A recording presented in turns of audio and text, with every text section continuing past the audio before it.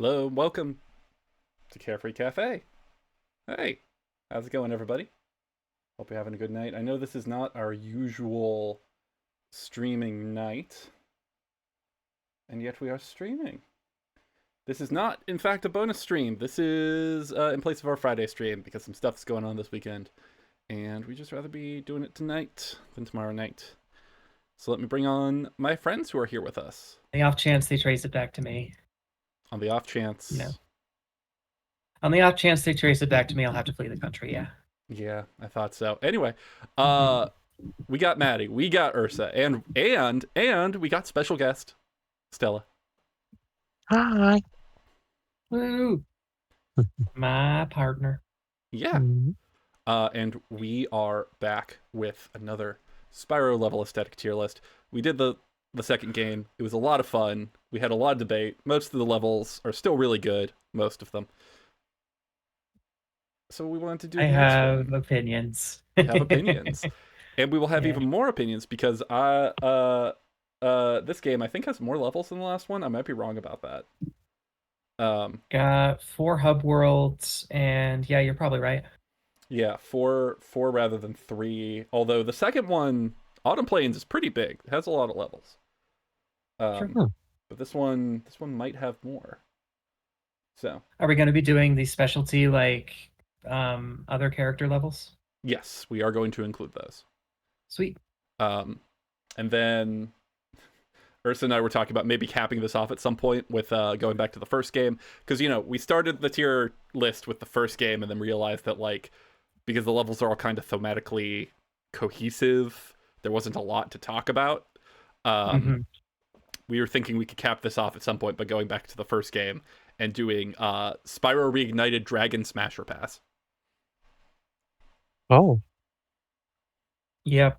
As someone not attracted to men, I am so down for this. You can get into the mind of someone who is attracted to men, like Ursa. Yeah. I'm game. Yeah. Hold still, Ursa. This probe will not hurt a bit. So we have our tier list here on Tier List Maker. I got one for all the levels.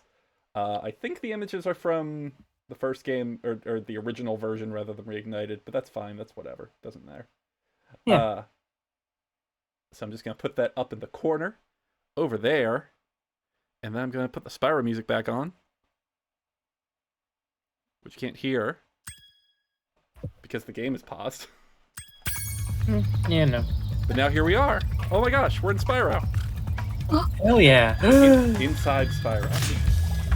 Did you want us to start judging the hub world immediately, or did you want us to wait until you've showed us a few areas? It's worth taking a look, at your first look at the game, right?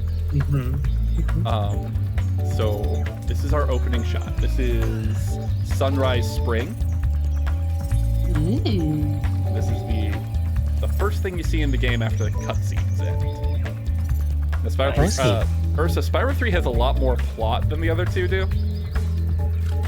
So there's actually quite a few cutscenes before you get to this point, but... Alright. Yeah.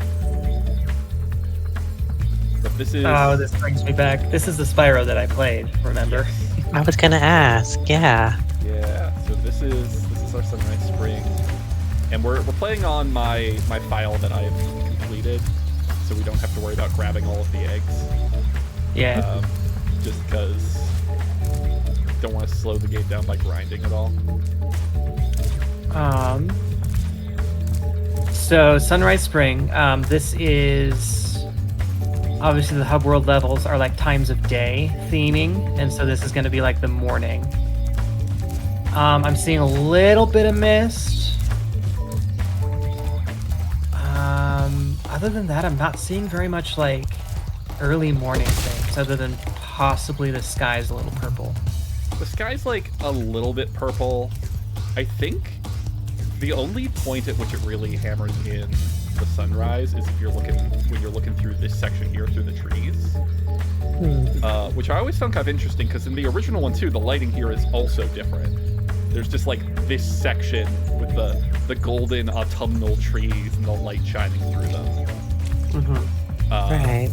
But none of the rest of the level has that. Yeah. Yeah, I agree. If you hadn't mentioned the thing about the time of day theming, I wouldn't have guessed. Wouldn't have picked up on it. Yeah. Yeah, look, I know it's called like Sunrise Springs, but still. Well, once you get to Midday Gardens, it's like, oh, okay, I see what they're doing. So Spoiler alert, I'm gonna say S tier for Midnight Towers probably when we get there. right. So this one I do have to give it some points because we got snow. We do have snow. We got snow. We have snow on the towers. I do like that. I do like these big, sort of wizard hat looking towers. I do think they are pleasant. I like the double layer one. Yeah. Oh yeah, that one's cool. I'm just like, there are a lot of pleasing things in very subtle ways, but I think they're also very subtle about the theme, and that a little too subtle for me. Yeah, Right. I don't want to influence your guys' opinion. I think this one is fine. Like, there's nothing offensive about it. It's got charm. It's cute. I love this little waterfall here at the front. Love the snow-capped peaks. Love that you can see the castle from wherever you are. But like, it doesn't like stand out. And I think that might also be partially deliberate. They want to give the player kind of a baseline before they start showing you the wonders, you know? Yeah, that might be. But if you compare it to, like, you remember in Spyro 2, the first one, Summer Forest. I mean, I want it to hold up on, you know, each game to go on its own rather than comparison. But like, Sure. Summer Forest like has that whole like, it's like a Turkish bathhouse theme, and it's got like all these pools of water and like the birch trees holding up parts of the architecture. Stuff I'm like not that. seeing anything like that in here. Yeah. So I feel like this is a solid like A or B. I would say B. Yeah, I would say B as well. Yeah, I'm good with that. There could be stronger choices. Yeah. I just have to find it. Oh my gosh, so many of these. It's second to last one. Yeah, so many of these start with an S. Yeah. Oh my god, so many of them start with an S. It's Unrise Spree. Unrise Sprite. Yeah. It's Funrise Sprite, the new flavor. Oh, that puts it down to C. we got a sponsor for this We episode. are. Amazing. Yeah, that sponsor is 7-Up. Put it in D tier. You talking about 7-Up is better than Sprite. Yeah, that's what I was saying. So, I think we can move on. This is a pretty small hub world anyway. It doesn't have a lot of surprises. It's cute. It's nice. It's fine. Yeah. I guess we could start with Sunny Villa. Sunny Villa, yeah. Yeah. That's the one the game seems to indicate you go first. Yeah, it is never the one I actually do first. Yeah. Because you need to unlock the first extra playable character for it. And I kind of try and complete the levels as best I can in one go. So anyway, this is Sunny Villa.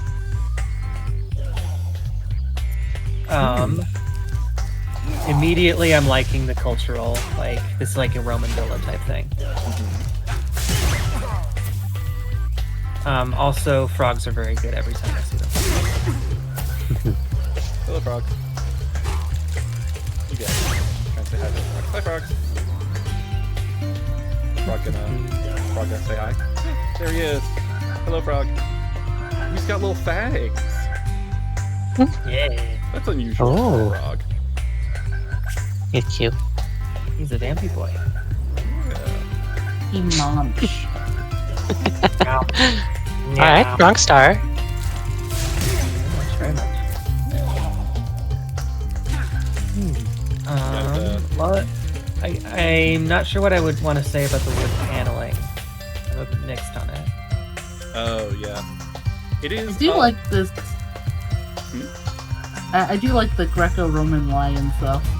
Oh yeah, Ooh, yeah. the inhabitants of this one are very cute. Mm-hmm. Yeah, I'm not sure about the paneling as like an outdoor material. Yeah, okay, there it is. That's the missing piece. I was like, this feels indoor, but it's like, this is a veranda. Yeah, even the lighting. This sort of feels like, I don't know, somebody's grand ballroom or something. Yeah, and like for a grand ballroom, it would be very cool. Mm-hmm. Also, I'm not sure I like the style of the lights. It feels very like French Imperial, not Roman. Okay, so it may not be like ancient Roman, but I do think it, in a vacuum, I do think it suits the decorating style. Like it's not Just opulence. yeah. Yeah, I'm not gonna dwell on it. Okay. I just don't like it. I do like that there's some distress on the stone arches too. You can see a whole lot of little cracks. Oh, you're right. Mhm. I Yeah. like the cracks. I like the pillars in general. Mm-hmm. Like very Ionian with the scroll work and all that. Yeah. Maddie, you would have thought that you went to art school. I know my columns, all right. One thing I learned from history class: I don't know my columns. Dorian, Ionian, Corinthian. I was actually thinking about that earlier today while picking out some columns in a build I was doing. But Yeah, so How Dorian. often do each of us think about the Roman Empire? I try to avoid thinking about the Roman Empire at all costs, but I am forced to by nature of being interested in history. Oh yeah, bummer. for sure. But like, I feel like I think about the Greeks more than I think about the Romans. I think about both of them a moderate deal. But an easy guide to the columns, if they're smooth, it's Doric. If they've got like lines going up and down and scrolls, that's Ionic. And then Corinthian, they've like stuffed like leaves at the top and like are super Fancy. like detailed. And that's also like approximately the order in which they show up. Oh, cool.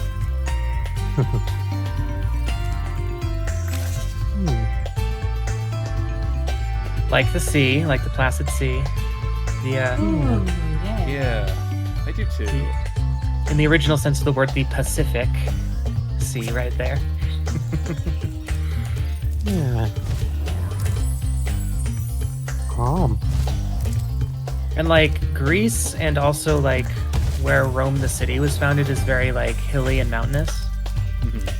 So that feels on point. This game is going to get a lot of extra points if they have little details that match the theme. So I'm pedantic.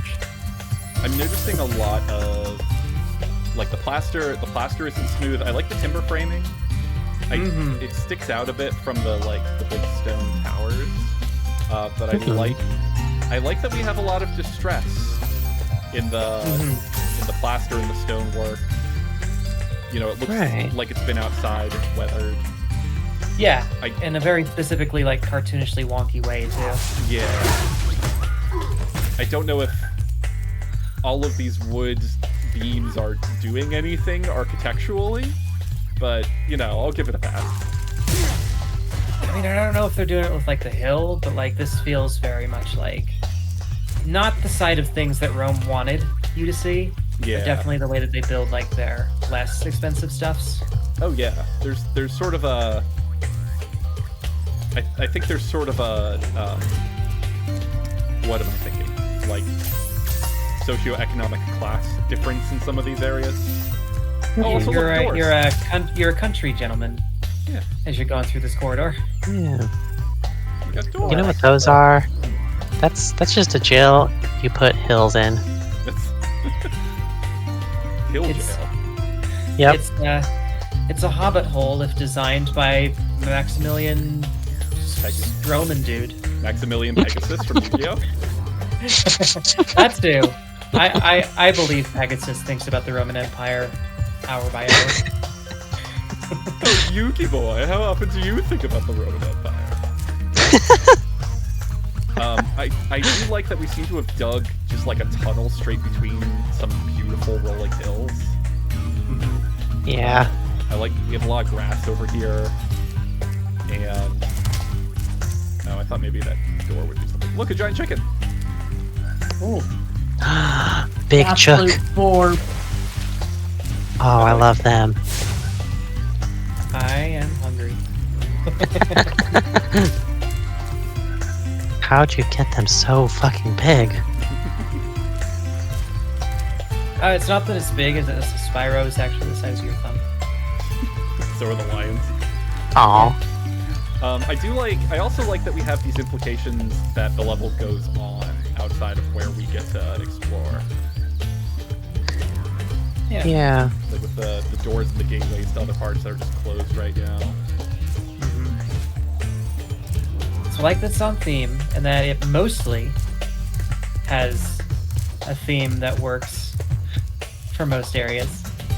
I'm probably saying, like okay, like the wood paneling here works, because it's completely, like, interior. Alright. It's got a skate park. Oh shit, I gotta up my score. An ancient Oh. Roman skate park. Hell yeah. Oh, it's weird that, like, there's rivets and stuff on the half pipes. That's weird. Yeah. So, like, That Huh. takes I'm it gonna out of it say a little high bit. B, low A for this. Okay. Keep in mind that I'm less impressed just inherently by okay, so that's leather. That's fine. But the blue one looks like metal. Okay. Huh. I'm inherently biased against levels that are just bright sunlight. Oh, okay. Well, what do the rest of our crew think? I'm comfortable with B. It's got some neat things, but I'm sure it can only go up from here. Yeah. Okay. Yeah. B higher than the hub world. Definitely. Yeah, it's got... Like, Go ahead. if we're underwhelmed by other ones, this one could always be shifted upwards if Yeah. for Yeah. like closing ranks and such. Right, I like. Sorry, go ahead, Stella. Keep talking. Oh no, I was just agreeing with Ursa. Okay, so Sunny Villa, B, but higher than Sunrise Spring. Is that what It we were saying? looks like this is in alphabetical order. It is. Okay. I have realized. So that's helpful, because some of the other ones were not. They did not appear to be in any order that I could surmise. Fair enough. Okay. So far, not a strong showing in the opening of Spyro 3. So let's move on to Cloud Spires. And I don't want to influence anyone's opinion on this one before we see it. All right. Oh, it's got snow. It's got rain. It's got eggs. Those are the three things that I like. It's purple. They're purple. Oh my. So the theme here is that this is a weather factory. Okay, so if the last level was a country village, this is Mount Olympus. Yeah, Ooh. but like This is what I'm feeling. kind of a Hephaestian Mount Olympus, I guess, and that is like sure. industrial or semi-industrial. Oh, they've got the horns. Yeah, that feels very, very directly like Ring of the Nibelung, epic opera. This place is so pretty. Oh my gosh. Yeah. I love their jaunty little march before they notice you. I believe some of them will like sing if you don't run over and kill them immediately. Oh. Let me see if I can try and get that to happen. Not over till the big Rhinox fades, right?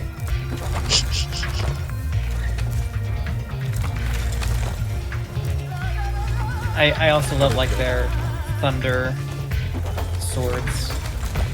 Yeah.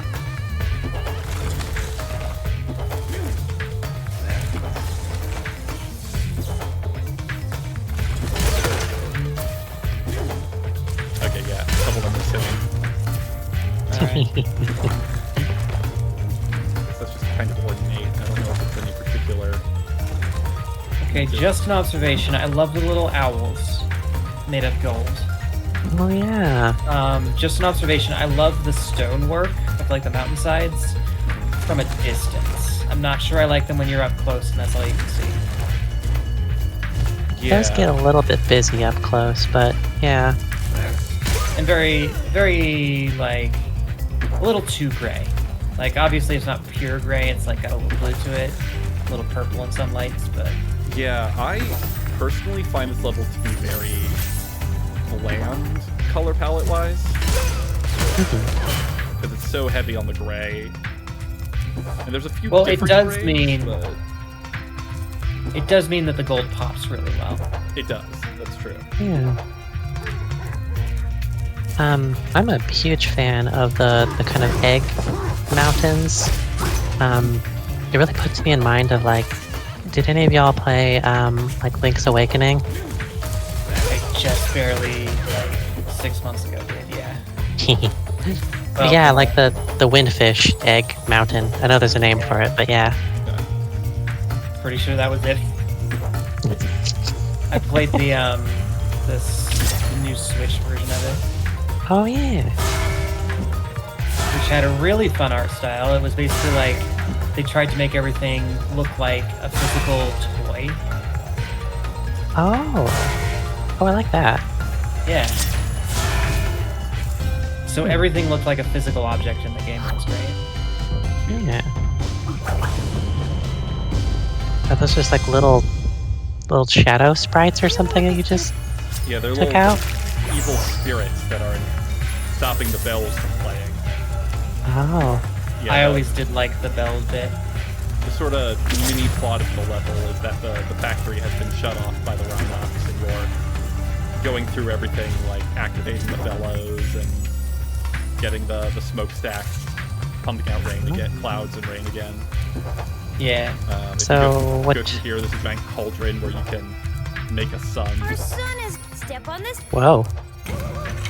So what you're saying, Carefree, is that Spyro is a captain of industry? Yes. Unfortunately, No, he will not be spared. I personally think the idea of a literal cloud factory, like not just as a kind of euphemism for a nuclear reactor, is Right. honestly an extremely charming concept. Yeah, I think they mostly delivered on it. Mm-hmm. I'd honestly give this an A. Yeah, I Same. see you like were skeptical about the gray, but I love this color palette. Okay. Yeah.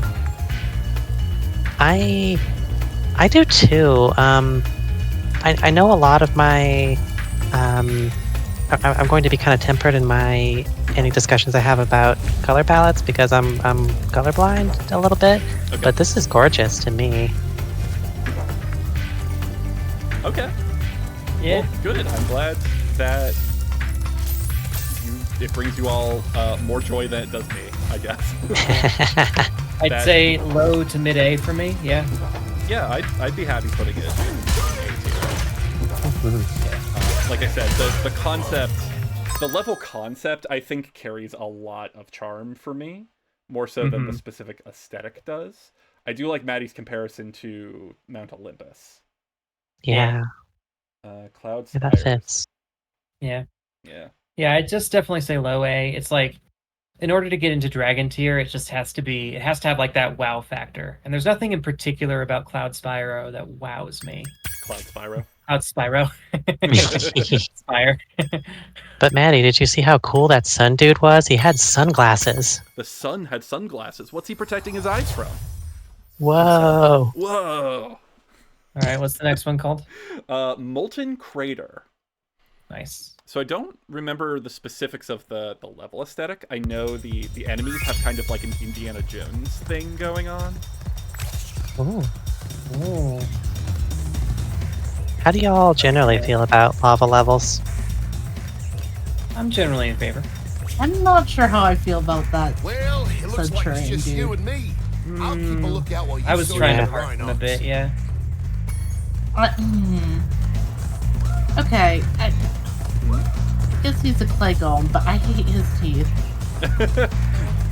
Yeah. It Yeah, makes me it too. look like his entire face is imploding, and I hate it. He seems happy. Yeah, and good for him. And Initially, I just wanted to point out, I feel like I don't see a lot of like lava type levels at night. I really enjoy that part of this. Oh yeah. The like lava hopping against a much cooler, darker color palette, I think is a really good way to go. Yeah. Spyro 2 did that with Fracture Hills, which we all like unanimously loved. I think this not one has. sure about these trees though. I know how I feel about these slugs though. Oh my god, right? The eyes like glaring at each other. Yeah, I like it. Yeah, I like that this level has a lot of greenery for a lava focus stage. Because like I Yeah. said, I think the cooler colors really help the lava pop. I think one of the problems with lava levels in video games is that they tend to be extremely monotone. Like they tend to be Right. that brown and red. Yeah, that's a good point, because, you know, just based on the name alone, I was expecting to just be overwhelmed with red going into this, but no, this is refreshing. Yeah. See, I like the greenery. That's an incredibly good point. Deciduous trees, though, like this should be a rainforest. Oh, you're feeling like it should be a lot more tropical? Yeah. That tracks. Yeah, I can get behind that. Especially if it's like Indiana Jones, because like I'm loving the like whip boys that you're fighting.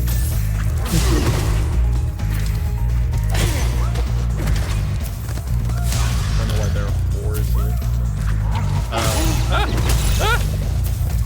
I do think if this continues, it's like this is an A for me. It could have been an S, but there's too many missteps. Yeah, this is the. Go ahead, Ursa. I just, I don't like the teeth men though. I really hate them. And I know that's a me problem, but The They put- characters are part of the aesthetic of the level. Yeah, and for them to like put one right when you enter the level, it's kind of just like the greeter. Well, he Hit you right in the face. he is if you're playing the game fresh. Molten Crater is actually closed until you get enough dragon eggs to open it back up again. Because part of the plot is that like, this is the world that the dragons are from originally, not Molten Crater, but like where the game in general, and that since they've left, the magic is starting to fade, so the portals are starting to close. Oh. So there's a sort of tension between like, well, the sorceress and the Rhinoc army is terrible because they're an invading force, but also they're bringing magic back, and that's great. That's good. Yeah. This is the ancestral homeland. Interesting. I didn't remember that bit of the game. I must have Yeah, there's missed a it whole when I thing was- about how like the dragons and the sorceress got into a big fight 1,000 years ago, and the dragons left Mhm. just categorically. There's that.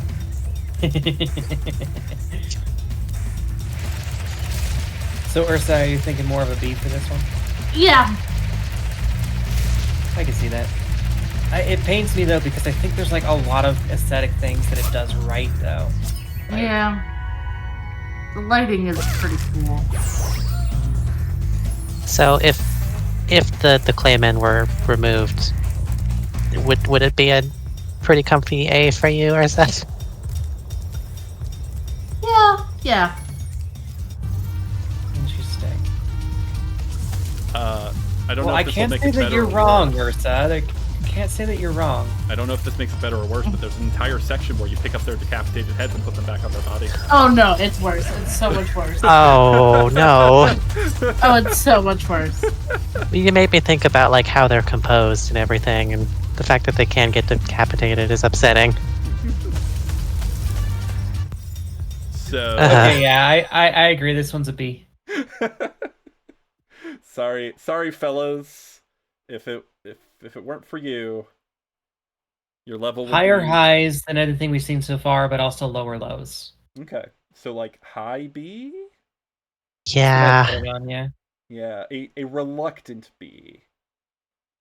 I was gonna go out on a limb for it and say low A until the head minigame. It betrayed you. Oh, why'd you have to go in that room?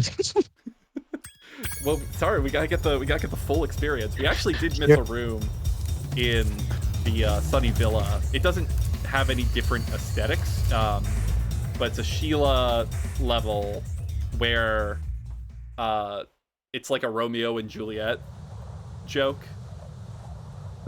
where Romeo's like, "Oh, Juliet." No, it's not Romeo and Juliet. It's Rapunzel. Romeo and Juliet was in the previous game. It's Rapunzel, where the dude's like, "Oh, Rapunzel is stuck up in that tower. I miss my love so much, we have to get her down." You get up there, and Rapunzel's like, "Marco sent you. I have a restraining order against that guy. Tell him I'm not here anymore." Okay. Oh gosh. Yeah. And you're That's like, "Yeah, incredible. okay, cool. I guess. Okay, so Seashell Shore. Now, I hate it already. We haven't had much luck with beach levels so far. That's true. Well, Yeah. they redeemed themselves. In 2, wasn't that your lowest ranked level? Yeah, I think Sunny Beach was actually the only C tier, if I recall. Oof. Yeah. Okay, so this one starts underwater. Okay. Oh, yeah. I hated this level as a kid because the underwater controls were horrible. Have to see how it goes. Yeah, those Hopefully they fixed it. The fodder are little ducks wearing diver helmets. Colors are a bit more muted than I would think on first blush. I like the colors. It's got a very, like, pastel seashell kind of thing going. Seals are locals.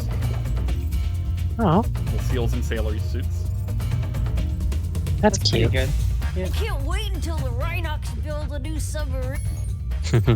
You have like a built-in mustache for the old British gentleman vibe. Royal Navy vibe.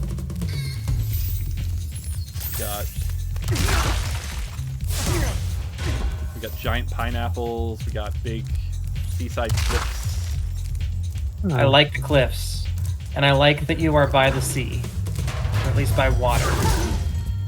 Yeah.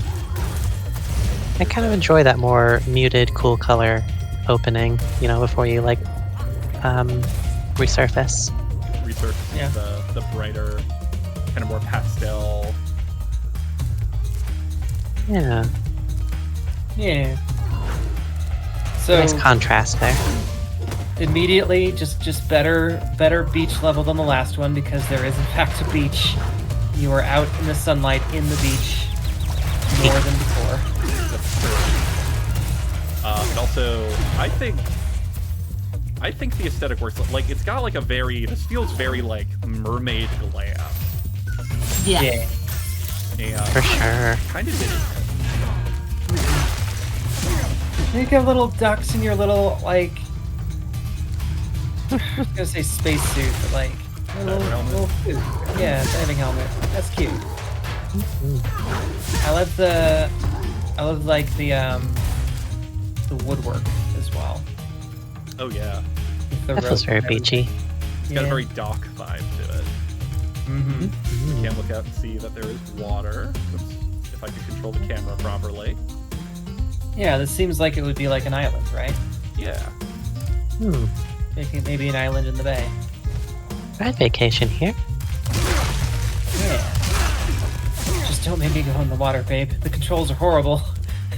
I won't, I promise. That's underwater. Are Do you there- not want to do Sheila levels? It's not like... I mostly just went into the Sergeant Byrd one because of the heads thing. Oh, that's fair. I just wanted to get You your reaction monster. to it. There's really, like, this here... Hi, Spyro. Some of my SEAL friends are trying to take down a is where Sheila helps her band of revolutionaries bomb a fortress. Okay, Ooh. very pirate. I like that. Only the last game had such a strong pirate aesthetic. Yeah. Hi, So, Sheila. yep. We just have to. This bit is we just run over and blow up a bunch of stuff so that we can get inside.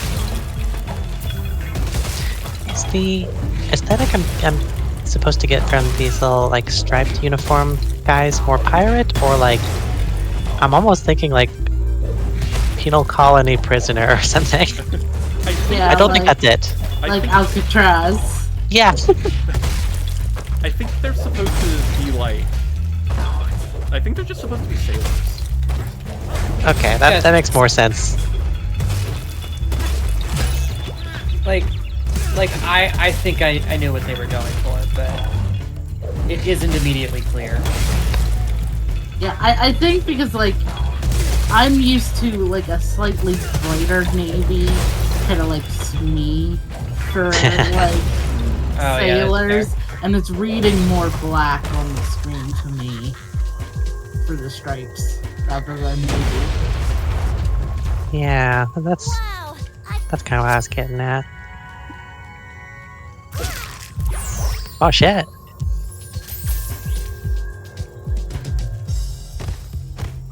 Yep. So that's just the Sheila section of this. Also, Yep. she was redesigned. In the original, she was just sort of a low poly kangaroo. In this one, they made her like a adventuring furry centaur kangaroo. Huh. I like it. Me too. She's cute. I like it in ways it would probably be better I didn't talk about on stream. Well, pivoting away from that, Carefree, can you confirm what the like? I'm torn on what to think about like what the seals sound like, because I'm going with Maddie's suggestion that they're like Royal Navy. Is that kind of like the vibe they're putting off? No, they're giving like about to hit puberty boys. That is its own vibe, right? 13-year-olds join the Navy. Yeah. Yeah. Oh my goodness. Okay, would Yeah. not have expected, It's but I kind of wildly appreciate it. different than you might expect from the visuals. Okay, so yeah, you can kind of do like a Treasure Island thing with that. Yeah. Like, nothing else kind of points to Treasure Island other than generalized piracy stuff. Than the fact that we're on an island full of treasure. But they didn't really go for pirates. Yeah. I do like this underwater, like the blue and gold lighting up this cave here. Yeah. Mm, It's a strong visual when you first like open up into this cavern, I think. Yeah, I agree. very strong visual when you're struggling to like aim Spyro the correct direction. I'm sorry you're being forced to relive your trauma, babe. I'll get through it. And that's the beginning of the level, right? Yeah, it just takes steps at the beginning. The only other section here is if you go up here, there's this nice little lagoon. And then Yeah. you can go through here and you fight a shark submarine. Which we're Ooh. not gonna do because the controls are worse than the underwater controls. Yeah. So anyway, this is Seashell Shore. I'd say low A. Maybe high B. We've been putting a lot of them in B. Yeah, it's been not the strongest showing, the opening stage of Spyro 3, I think. Mm-hmm. I like A for this one. levels. Yeah. A for this one. Ursa, what about you? Yeah, I'm fine with A. Had some cute ideas. It seems like the big problem so far with the first world of Spyro 3 is that it's just nothing really sticks out. It's a lot of like, that's nice. Yeah, for sure. I'll make sure you resize the window. Oh yeah, I was just thinking that, but now I'm stuck on a loading screen. So give me a second here, and we'll see the game. There we go. Okay. So ducks with diving helmets was good. I feel like we have yet to encounter a lot of like inhabitants of the world that are really stand out in a good way. In a good way. Well, let's take the rocket ship over to Midday Gardens.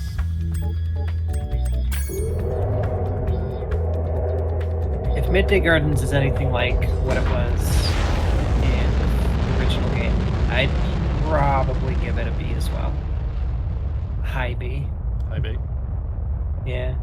So, yeah, Midday Gardens does contain one of my favorite levels in all of Spyro, though. Ooh. Yeah. So, we'll have to get to it. Although, admittedly, that might just be because I was stuck on Midday Gardens for so long when I played it originally. I couldn't get to Evening Lake. Evening Lake, yeah. Evening Lake, yeah. Yeah. Okay, so, Midday Gardens. First thing of note is there's a bunch of portraits in this room. Ooh, I like that. And I think... Yeah, okay, so these are the portraits that have... I don't remember... I can't quite make it out. You can see it on the Panda's hoodie there. I think Parvinder? Parvinder? Is that what it says? Yeah. Parvinder, yeah. I think so. You can see it under this guy's foot. Parvinder was a big fan of Spyro. I forget if it was Parvinder or Parvinder's mom who died of cancer. And they like always played Spyro together. So like as like a memorial when Reignite came out, they put the devs put Parvinder's name into the game. Oh, That's really sweet. Yeah, I might be misremembering some details, but I know that's roughly what happened. Yeah. So here we have Midday Gardens. Oh shoot, we forgot one level. Hang on. Hang on. Just all gonna, right. I'm wiping my brain. You're just gonna tease us with Midday Gardens? Givable. I'm just gonna tease you with Midday Gardens, and then we're going back to Sheila's Out. I better go check on those Got to bills. go. We have to see Sheila's actual level. Essentially Carefree. A bunch of rhinocs kicked us out of our house. Okay, love the goats. Okay, so And there's snow. yes, it is a snow level. I appreciate that it's got different, like a variety of different horn styles. That's fun. Oh yeah. And our blue-footed boobies are our fodder. I like the purpling in the distance when you're looking at like distant peaks. Give me that good atmospheric perspective. Mm-hmm. I'm not so sure about that. The boobie. It's not seen a lot better boobies. I bet. That is not hard to imagine.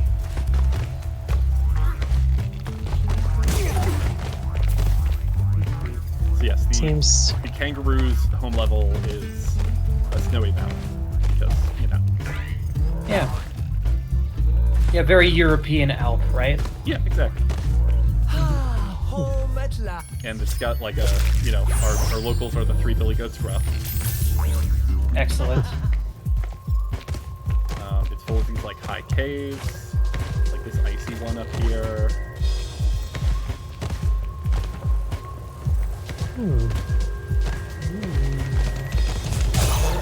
I like the cave.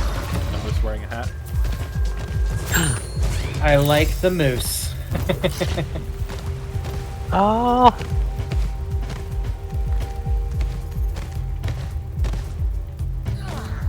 Yeah, this does colors just so much better than Cloudspire's. The color palette is certainly more to my taste. Yeah, fair enough.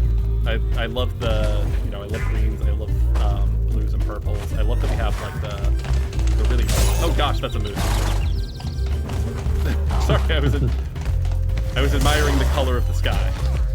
I think that hit the face of the moose. Yeah, I now love you can admire it more from on your back. the purple pinks. I love light blue. Mm-hmm. Oh. Like icy. Huh. I'm also a big fan of these little mushroom houses. Heck yes. They're like, they're the size Little of an outhouse, windows, whatever. doors. They work on clown car rules. Yeah. I want to Get live in in, one of these little boys. houses. Oh no! Yeah, it's a charming level. Yeah. That's an A for me. Yeah. Easy A, I think. Yeah. Okay. I'm so glad you didn't skip this one. This is neat. Yeah, I can't wait to see Midday Gardens. Yeah, we'll go back to it. I was reminded of Sheila's level because like you can see straight into Sergeant Byrd's level at the start of Midday Gardens. And I was like, oh right, yeah. wait, right. Okay, back to Midday Gardens. And we are going to skip the flight levels for the time being because, as we've discussed before, while we have the occasional dropped frames just playing this game, the flight levels are just an absolute nightmare of frame rate problems. Just take it from us, Spyro's very good at racing. Yes. This will be an informed ability from this point. Yeah. So this is Midday Gardens. We've got this like lovely pool at the front. We immediately, like to the right, have a little icy cave. It's giving overgrown garden. A little bit. A little bit. I honestly consider the Icy Cave just an extension of Icy Peak. Yeah. Yeah, would say the levels do sort of filter into the whole world a little bit. Like you can see the trees outside of Spooky Swamp over here change. Mm-hmm. Yeah. So it's kind of hard to be like to parse like, okay, here's just like what Midday Gardens is bringing to the equation. Yeah. And not much. I'm gonna say I like the bunnies. Yeah. It It feels certainly similar. seems. Go ahead. Oh no, you go ahead, man. I'm just saying it's giving like the same like very safe, uncreative vibes of like the first level, Sunny Springs. Sunrise Spring. Sunrise, yeah. Yeah, and it doesn't really. Can I get a like a more close up on the bunnies? Sure. Yeah. You know, Certainly but- seems a lot more open than the first one in Sunrise Springs. Mm-hmm. I think my biggest problem with the level is it doesn't really give me garden. That's true. Yeah, I said it looked overgrown, but now that I'm looking at it, it's like this doesn't seem cultivated at all. It's just lawn. Yeah. Bunnies are very good though. I love their giant eyebrows. Some Gene Levy ass eyebrows. I'm gonna say high C for this one. Yeah. Yeah. It doesn't really bring a lot to the table. See, To- like even the bunnies, they're fun, but I'm not like, oh look at the little bunnies. Like, I am one of those like I need that visceral, just like, Yeah. or else it's not really a bunny, it's a rabbit. Mm-hmm. And like, There's nothing worse you can say to a bunny. You're just a rabbit. okay, That man is a rabbit. so I think because of how the tier list is shaping up so far, I'm gonna say we're gonna start in Spooky Swamp. Yeah, Spooky Swamp is one of my favorite levels in the Spyro franchise. Ooh. I'm expecting greatness, Carefree. So, spoilers, I'm gonna vie for this one to be Dragon tier, but, you know, form your own opinion. Yeah. Am I gonna be very spooked by this? You might be. Well, that's a stupid way to open the level. Just kidding. Ooh, I like I am the joking. spooky eye. Yeah, spooky eyes very good. Oh. That's it, I'm tapping out. Too spooky for me. Okay, so No, Stella. this level is kind of a weird mix of aesthetics, but I think it really, really works. So we won't see them until later because I've already beaten the level, but the main inhabitants are fireflies who speak only in haiku. Okay. and There's like parts of it. Sorry. And their houses are these hanging tea lamp houses. Love the houses. Oh. That's strong. This is giving like New Orleans, like, or Deep Bayou, Louisiana swamp. Yeah, so that's the other side. That's the other side of it. Is the enemies here? We've got gators. We've got like backwoods rhinox. We've got mosquitoes, Heck. giant mosquitoes. Yeah. So like they mix the, like, Crawdads. yeah, we got crawdads. We got like also piranhas down here. So we got like this mix of like the bayou with like Japanese, like refined Japanese tea culture. Yeah, I really like the water lilies. Those are a nice addition. Yeah. Can you take a look at the castle again? I only saw it briefly. Yes, so we can. Whoops, wrong button. I will come back to the castle because we will see it again. Okay. It's That looks visible. just pretty straightforwardly European to me. Yes. But I want to give it a more fair shake. Yeah, so there's also a big spooky castle that is the centerpiece of the level. And most of the level is like circling around it. See, I would have liked it more if it was a haunted mansion. Oh. Yeah, like some kind of crumbling mansion you find in the middle of like a swamp. Mm-hmm. It does have a wizard living in it. You fight him. You see, it does feel very wizardy just because of like the the wonky shape and the towers and the roof tiles. Like, I don't know if I want to be a stickler for that. It's just a lot of the aesthetic of the castle is also very good. It also does a very cool, I think Stella will appreciate this, it does an extremely cool perspective trick where it looks really tall, especially when you're standing right under it, because of just like, you see how it narrows really quickly. But if you are like further away from it, like if I come back here, you could probably see it better. You can see it's actually not, like, it's tall, but it's not that tall. It just narrows really quickly to give it the illusion of extreme height. Mm-hmm. I do appreciate that. I like that a lot because yeah, from a distance it seems more manageable. Like it's still big, but like up close it's like, oh,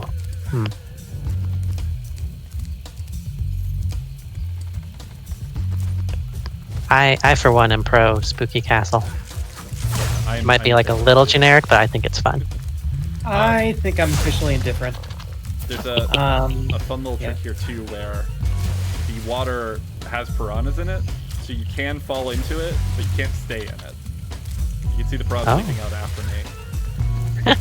Oh yeah, I do remember that, and the piranhas are very good. That was a point in its favor.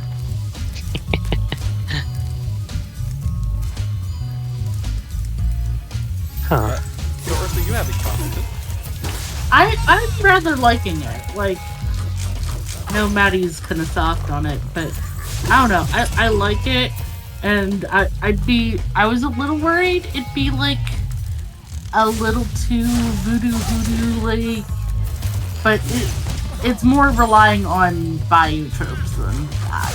Like, there's a little touch of it, but it's just enough to be a reference rather than appropriation. So Yeah. Yeah, the magic from it is coming from the wizard. Yeah. Yeah. Mhm. Oh, look, there's Yeah. more like, you see another, looks like more towers off in the background in the distance. I didn't notice that before. Yeah. I love Oh. these, like, really big, gnarly trees, too. Yes. Like, Yeah, honestly, like, Castle notwithstanding, I'm thinking just low S tier for this one. I'm voting dragon, personally. I'm sorry, voting dragon. I love it. Yeah, sorry. Yeah. I consider I consider dragon tier and S tier to be the same. Yeah, I guess on our tier list Yeah. it actually is. All right, what's everyone else's thoughts? Like, we've sort of had small comments, but give me your overall thoughts and where you think it should be. Dragon. Yep. Solid dragon. Okay. Yep. There's a lot of good there. I could see why that was one of your favorites. Mm-hmm. It's just so I think it ties, like, it even takes the, like, what feels like they should be disparate elements and ties them together so nicely. And then like, I love the floating tea lamp houses, or the hanging tea lamp houses. Yeah, those are inspired. Those are a wow factor for sure. Yeah. And then you have, Out of curiosity, Carefree, did we get to take a look at the inhabitants, the little fireflies you mentioned? oh, I haven't found, where did they go? It's okay if they're going to be too much to track down. I'm just curious. I think there might be Also some, minimize the Oh, window, It smells or so make the window sweet. smell. The springtime trees Oh, are yeah. fragrant. I'm off to kick butt. Thank you. You're good. Whoop. I think there should be a couple of them over. Yeah, here they are. We have the bombs here. We must destroy the egg cage. But we Yes, just go okay. home. Can Yeah, I you like can those. help? You can clear the. With the Oh, big okay. goggles. Will Sheila help us? Okay, that's cute. That's what one of the portraits We in will the be waiting. the entryway When you was. return to help Yeah. us, we shall bomb again. Well, that's fun. Yeah, I like these guys. Also, I don't. The one thing I don't understand is why they have French accents. Oh, that's because Creole. Oh yeah. Oh, okay. You solved it. You solved the mystery. There we go. There you go. Yeah. Louisiana purchase and everything. Yeah. Oh, actually, Huh. this section has some new architecture too. It has these like stone houses that have these big Yeah. glowing bits. They look sort of like firefly bottles. God, only deepens my appreciation. Yeah. Okay. Big fan of that one. Where shall we go next? I do remember having some trouble with that particular level, just on a gameplay perspective. Let's see, Icy Peak. Yeah, that level, I don't like that minigame. That minigame is basically the same as in Fracture Hills, which is also one of my favorite games, or one of my favorite levels in Spyro. In Fracture Hills, there's the alchemist who could just take two left turns and finish the mission, but instead walks in a random direction. I don't want Oh, to cut gosh. you off there free, but this is gorgeous. Yes, so this is Icy Peaks. You can tell we have another. So far, we have quite an abundance of mountain levels so far. Cloud Spire, Sheila's Owl, Icy Peaks. Were there any others so far? I guess not. I suppose not, yeah. Molten Crater, I guess, technically. Could be. Yeah. It's less emphasized. Is there an emphasis on explosions in this one? Yes. Alright, like... cannons. That I like. Ooh.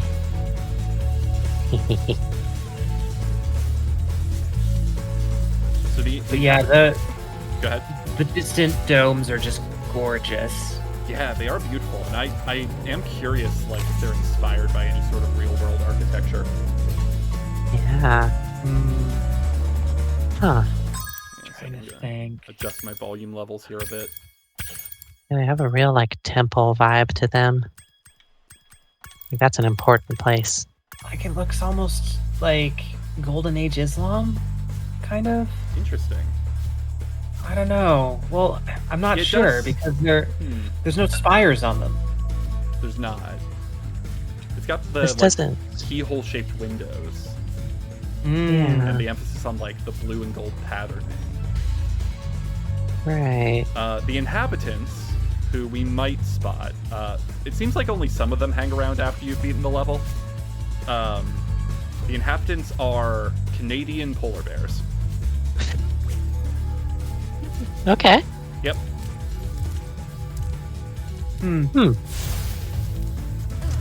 I like it.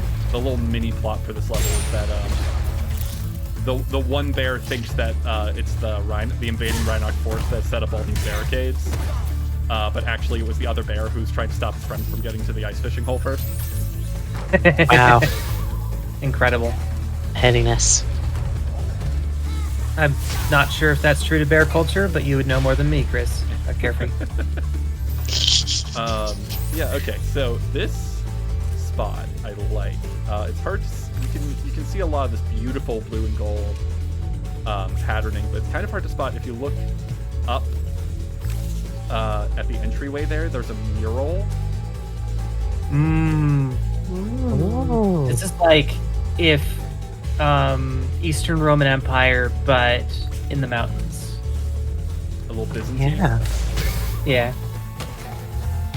I really enjoy. I'm not entirely sure, but I'm fairly confident with that. Okay.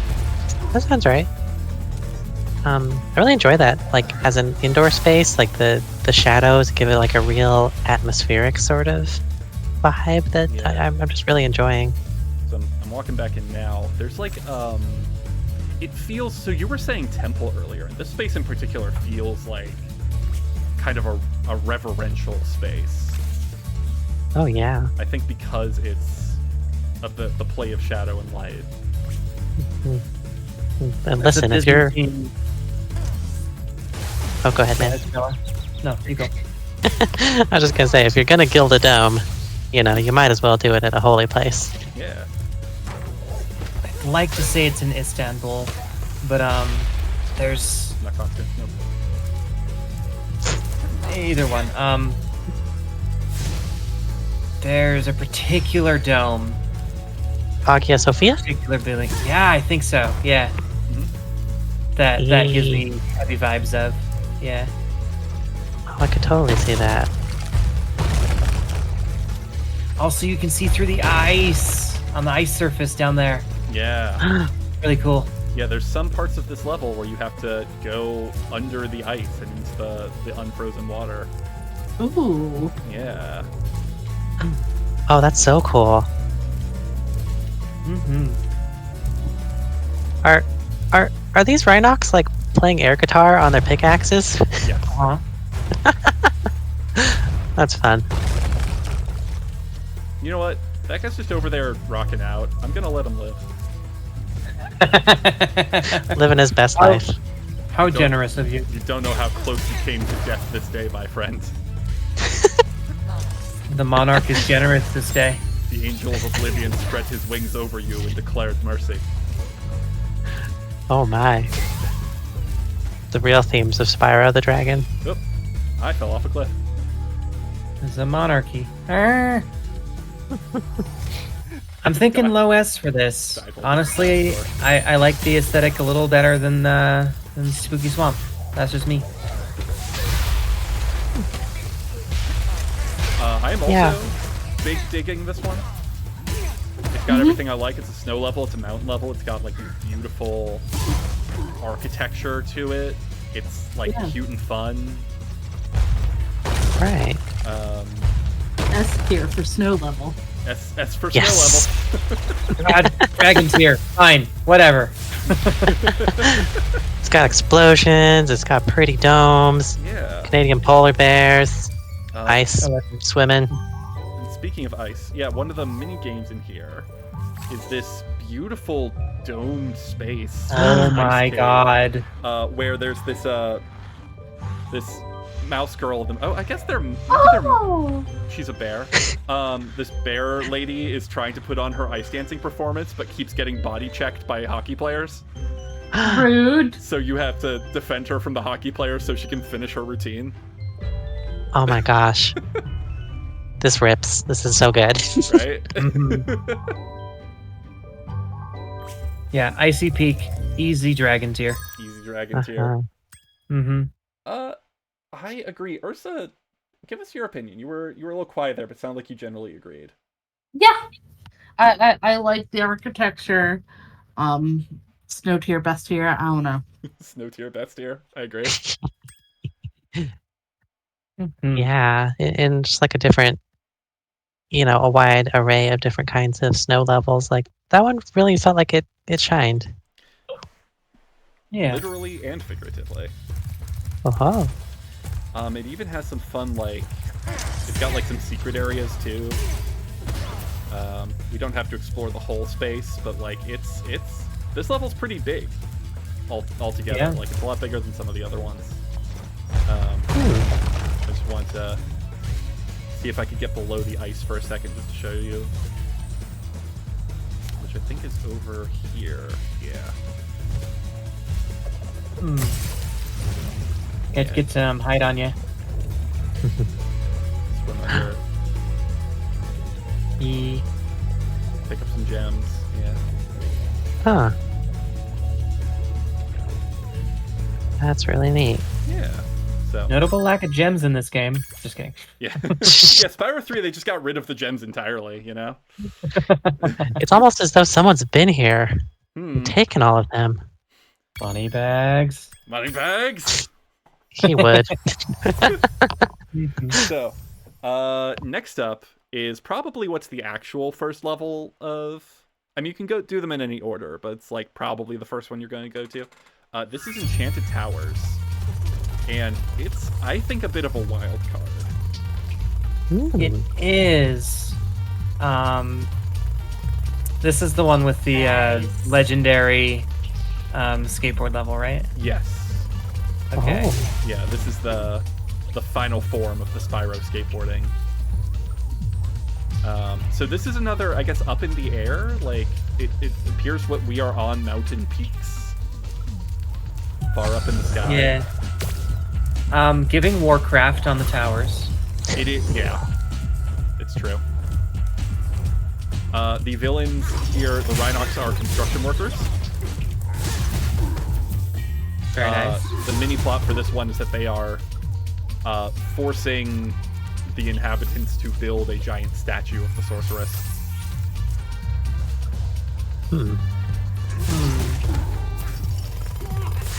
That's why We all just went, huh, okay. yeah. All right. Yeah. Acceptable. So let me know if you want me to slow down and just like look at anything. No, I'm getting it pretty good. There's some more pretty indoor architecture here. I don't feel as strongly about it as I did in the last one, but it's neat. Yeah. Yeah, it's definitely more like, as we said, like Warcraft, cartoony fantasy. Yeah, you can feel the Warcraft influences in certain levels. Like back in the first game, the Magic Crafters, you can definitely feel like the Warcraft of it all. Yeah, this level screams for the Horde. Actually, it's probably more the other faction. I'm blinking. Ooh, love the planet. Oh. Alright, here it is. This is legendary. This is it. This is bit of a level. I do like that trap. I spent hours on this fucking track. Oh. This level in and of itself was the reason my parents bought me Tony Hawk Pro Skater 4. Aw. Because they paid attention. You couldn't get your fix. No. You needed more. And this, the skateboarding in Spyro 3 exists because the Tony Hawk games were getting super popular. So they were just like, why don't we add an entire skateboarding minigame? Fairly deep one too. Like as far as mini games go, like Yeah. the tricks you can do are pretty insane. Yeah. Huh. Yeah, they just looked at this little dude and were like, yeah, he skates, right? Yeah. He skates. There's even Spyro the total skater. Oh my god. There's a cheat code where you can replace your skateboard with a squid. I don't know why. How? It's a unique model. The squid doesn't show up anywhere else in the game. That's what they were saying about Squid Game. Yeah, that's what that was about. Yep. That famous Netflix series, award-winning Netflix series, entirely about one cheat code in Spyro 3. The more you know. I'll have to watch it then. I'm troubled by the logistics of that. Like, is the squid just kind of like sliding along the floor? Yes. Okay. It doesn't seem to be particularly distressed. It's not as charming a solution as like the little soap bar in Tinykin, but I guess it works. I love the little soap bar in Tinykin. Mm-hmm. I gotta finish Tinykin. I haven't played it since we last streamed it. You should. I should. Yeah. It was like one of the most... It might be the single most charming game I've ever played. Oh. Nice. I could see why you lost so many hours in this particular level, Maddie. This looks fun. Yeah. Number 1, it was incredibly charming. Number 2, you've clearly never played Warhammer, the most charming game ever played. Hmm. Calling Warhammer the most charming game ever played, or ever made, sounds a lot like when I say that Magneton is the most bangable Pokemon.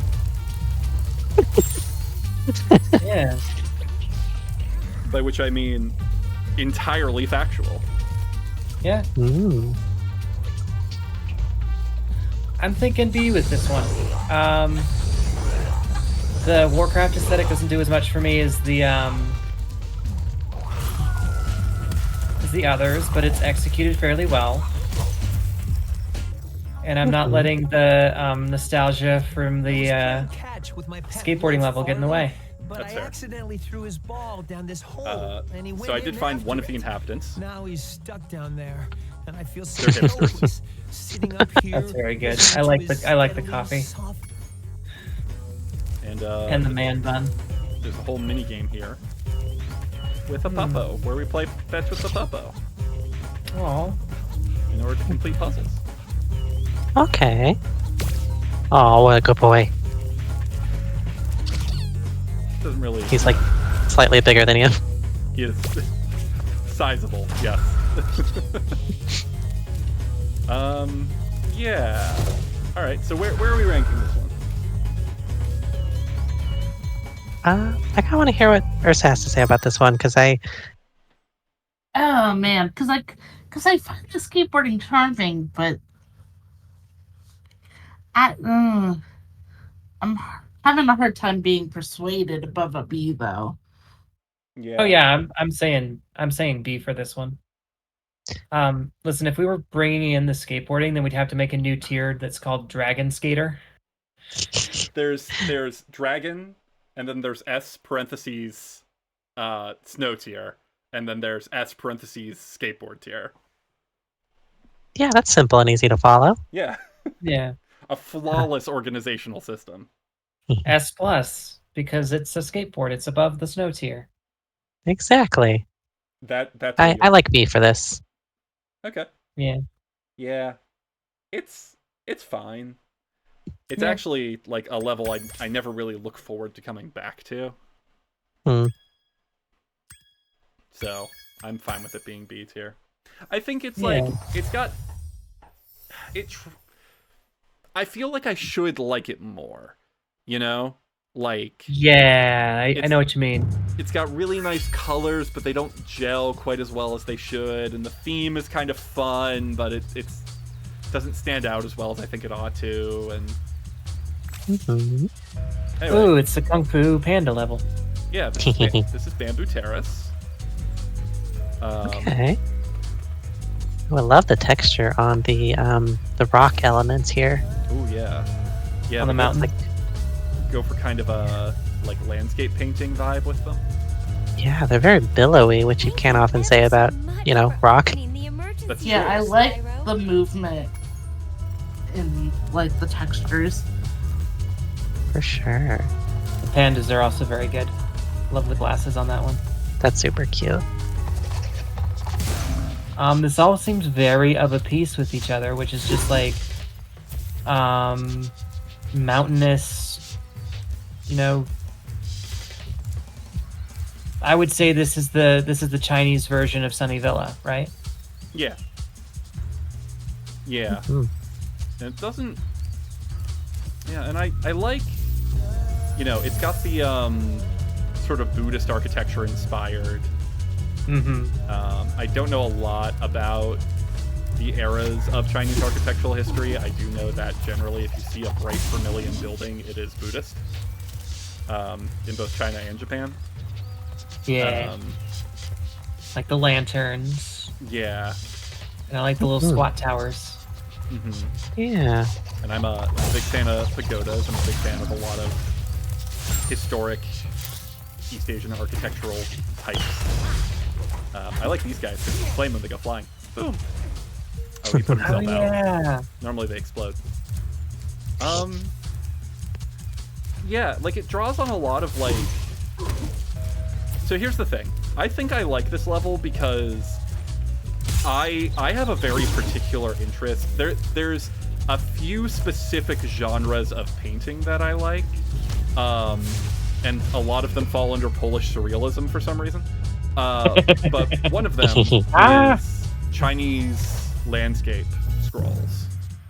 I am a big fan of Chinese landscape scrolls because they take so much inspiration from the things that show up in that visually and architecturally. I think I like it just based on that. Yeah, it's more minimalist than you would get in like a Forbidden City type level, which does exist in here. Yes.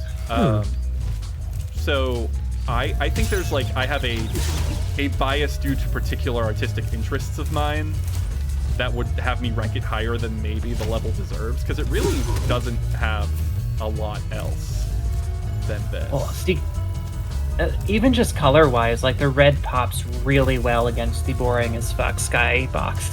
That's true. The skybox does not have a lot going for it compared to a lot of other Spyro skyboxes.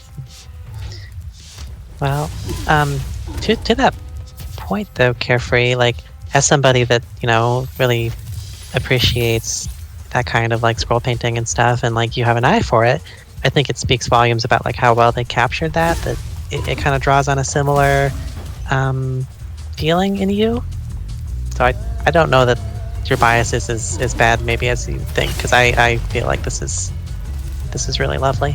I think that's I will say something that is making me a little uncomfortable is like the big enemies are like supposed to be like Rhinox and Drag, and I'm not sure where the joke is. Like, you feel like they're a little... You feel like they're femme-coded? Yeah. Well, they got lipstick. Oh. For sure, and they're dressed in a kimono. They're holding a parasol. Are they... Like the big ones that like float down. Yeah. Well, are they... I mean, are they in drag, or are they just... I don't know if the Rhinox are gendered. Like, I wouldn't be able to tell you what a male or female Rhinox looks like. I think most of them default to masculine, though. They certainly read as masculine a lot of the time, yeah. Yeah.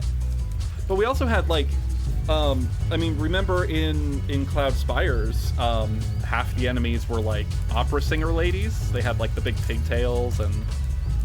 Yeah, I don't know why it's not pinging on that and pinging on this. I don't know. Whenever I look at it, I'm just like, This is the feeling. Yeah, I can see that. It kind of gave me pause a little bit as well.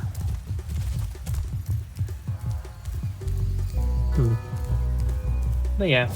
Other than that, this level's doing a lot well. I'd say low A for this. I could give it an A as well. Stella, Ursa?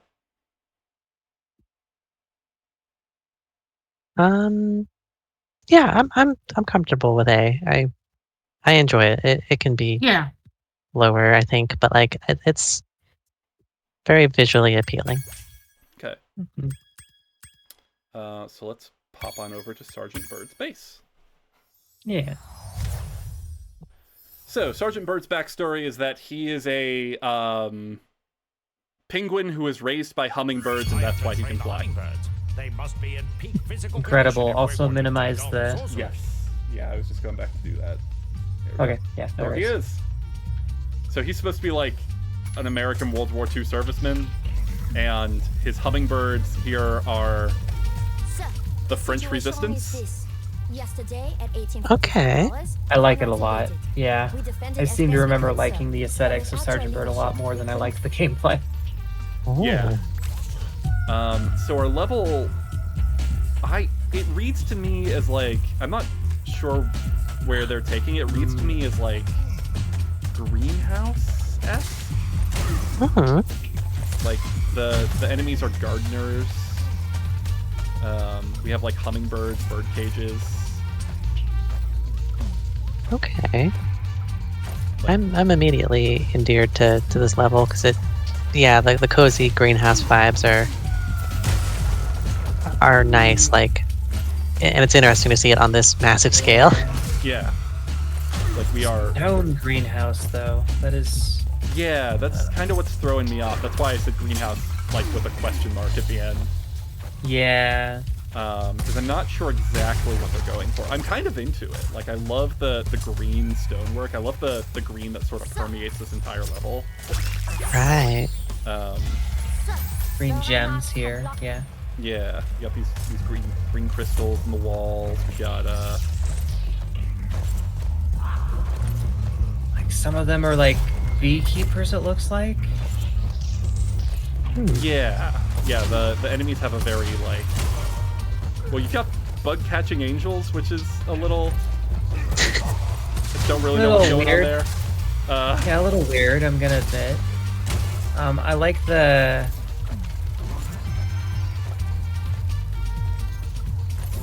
Nice. There's also I think gophers wearing party hats. Yeah. Yeah, I like the ones holding the potted plants. Sorry, I don't know why my brain farted there. Yes. Yeah, I like those guys. And I don't know what's going on. They're just like blowing plungers at me. Oh yeah, it's Larian's Vengeance, the sword by Larian Studios. What? Sorry, I was joking with Stella earlier that if Larian Studios made a sword called Larian's Vengeance, it would just be a plunger. Oh. With all their featuring. Uh-huh. Well, yeah, because like there's a plunger in their logo, right? Yeah. So now that we're outside the starting area, you can see like it's this big. It's like an old. It's like an old conservatory. Like, Yeah. Yeah. I think Conservatory feels like a better word for it than like that's greenhouse. than greenhouse. You're right. Yeah. You can see a lot of the glass and the metal filigree. It's hard to get a good look at because of how like the space is very vertical. Right. Yeah. For obvious reasons. Yeah, because it facilitates the gameplay. But oh, look at his little waddle. Yeah. I think that the level had a lot of great ideas that doesn't just quite execute well on. So I'd say like a B. I think That waddle is very good. I think if we spent less time in caves Yeah. and more time like exploring kind of the conservatory idea, I think it would be a really, really solid level. Yeah. Yeah, Also, this one misses on the execution for me, but I like what they were going for. Also, it has a lava section with these baby sun faces that spit fire at you. Oh. Yeah. Why? Yeah. I don't know. Not really sure. I'm sorry, Carefree. Lava section? This is a Flappy Bird section.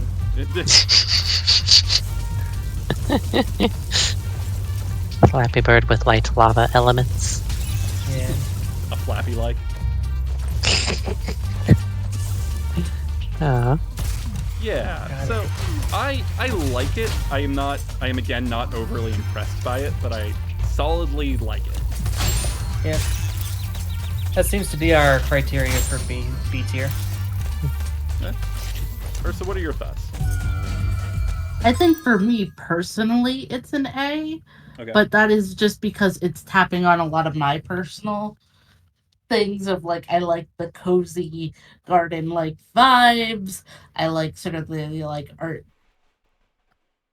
deco, art nouveau sort of conservatory elements, like just subtle things that it's like, oh yeah, I really vibe with this and I really like the color palette. But I also do think that it's like a little hollow. Like I don't think there's enough there to warrant A overall with your critiques. Yeah. Because I feel much the same way Ursa, that like there's a lot that's just like really vibing with me. I love the green palette. I am really tempted to put it in A, but I don't know. I'm kind of curious how we feel. If it should be in low A or high B. I'm willing to put it at the very tail end of A. Because it vibes enough with me to put it in A, but I also see like where it's sort of that liminal space between the two tiers. Mm-hmm. It's Byrd tier. It's B for Byrd tier. So I would say either top of B or bottom of A, but like I'm fine with bottom of A. Yeah. Okay, it's A minus tier. Yeah. Okay. Yeah, I really enjoyed that one. It really struck a chord with me. Yeah. Yeah, because I agree with both of you. I think that like the colors and the aesthetic works. I mean, we're judging the aesthetic, so like the color and the architectural stylings and the time period and all of that works for me. Like I said, I think if we spent less time in the caves and more time exploring the conservatory elements, it would be much more solid. Yeah. For sure. Yeah. Okay.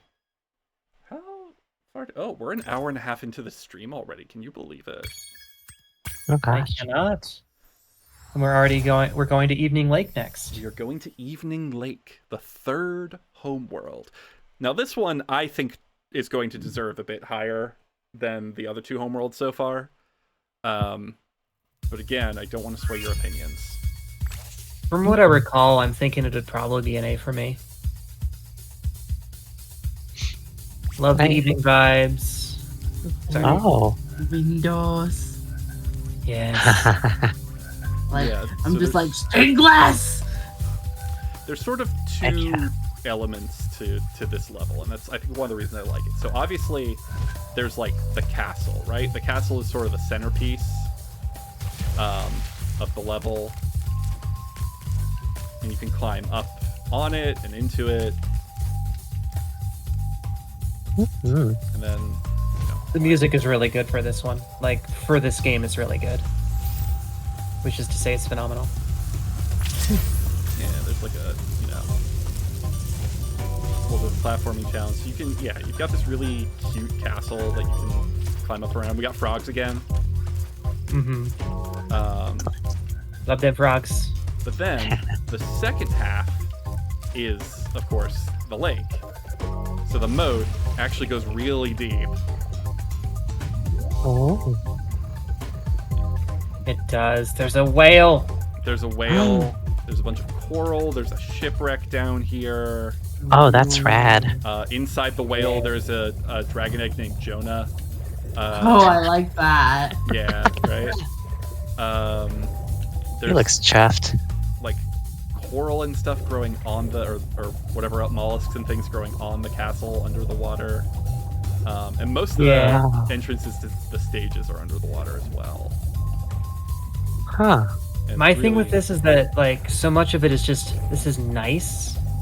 This is really cool. There's no wow factor to bring it up to Dragon to me, but it's definitely on a higher tier than the last two.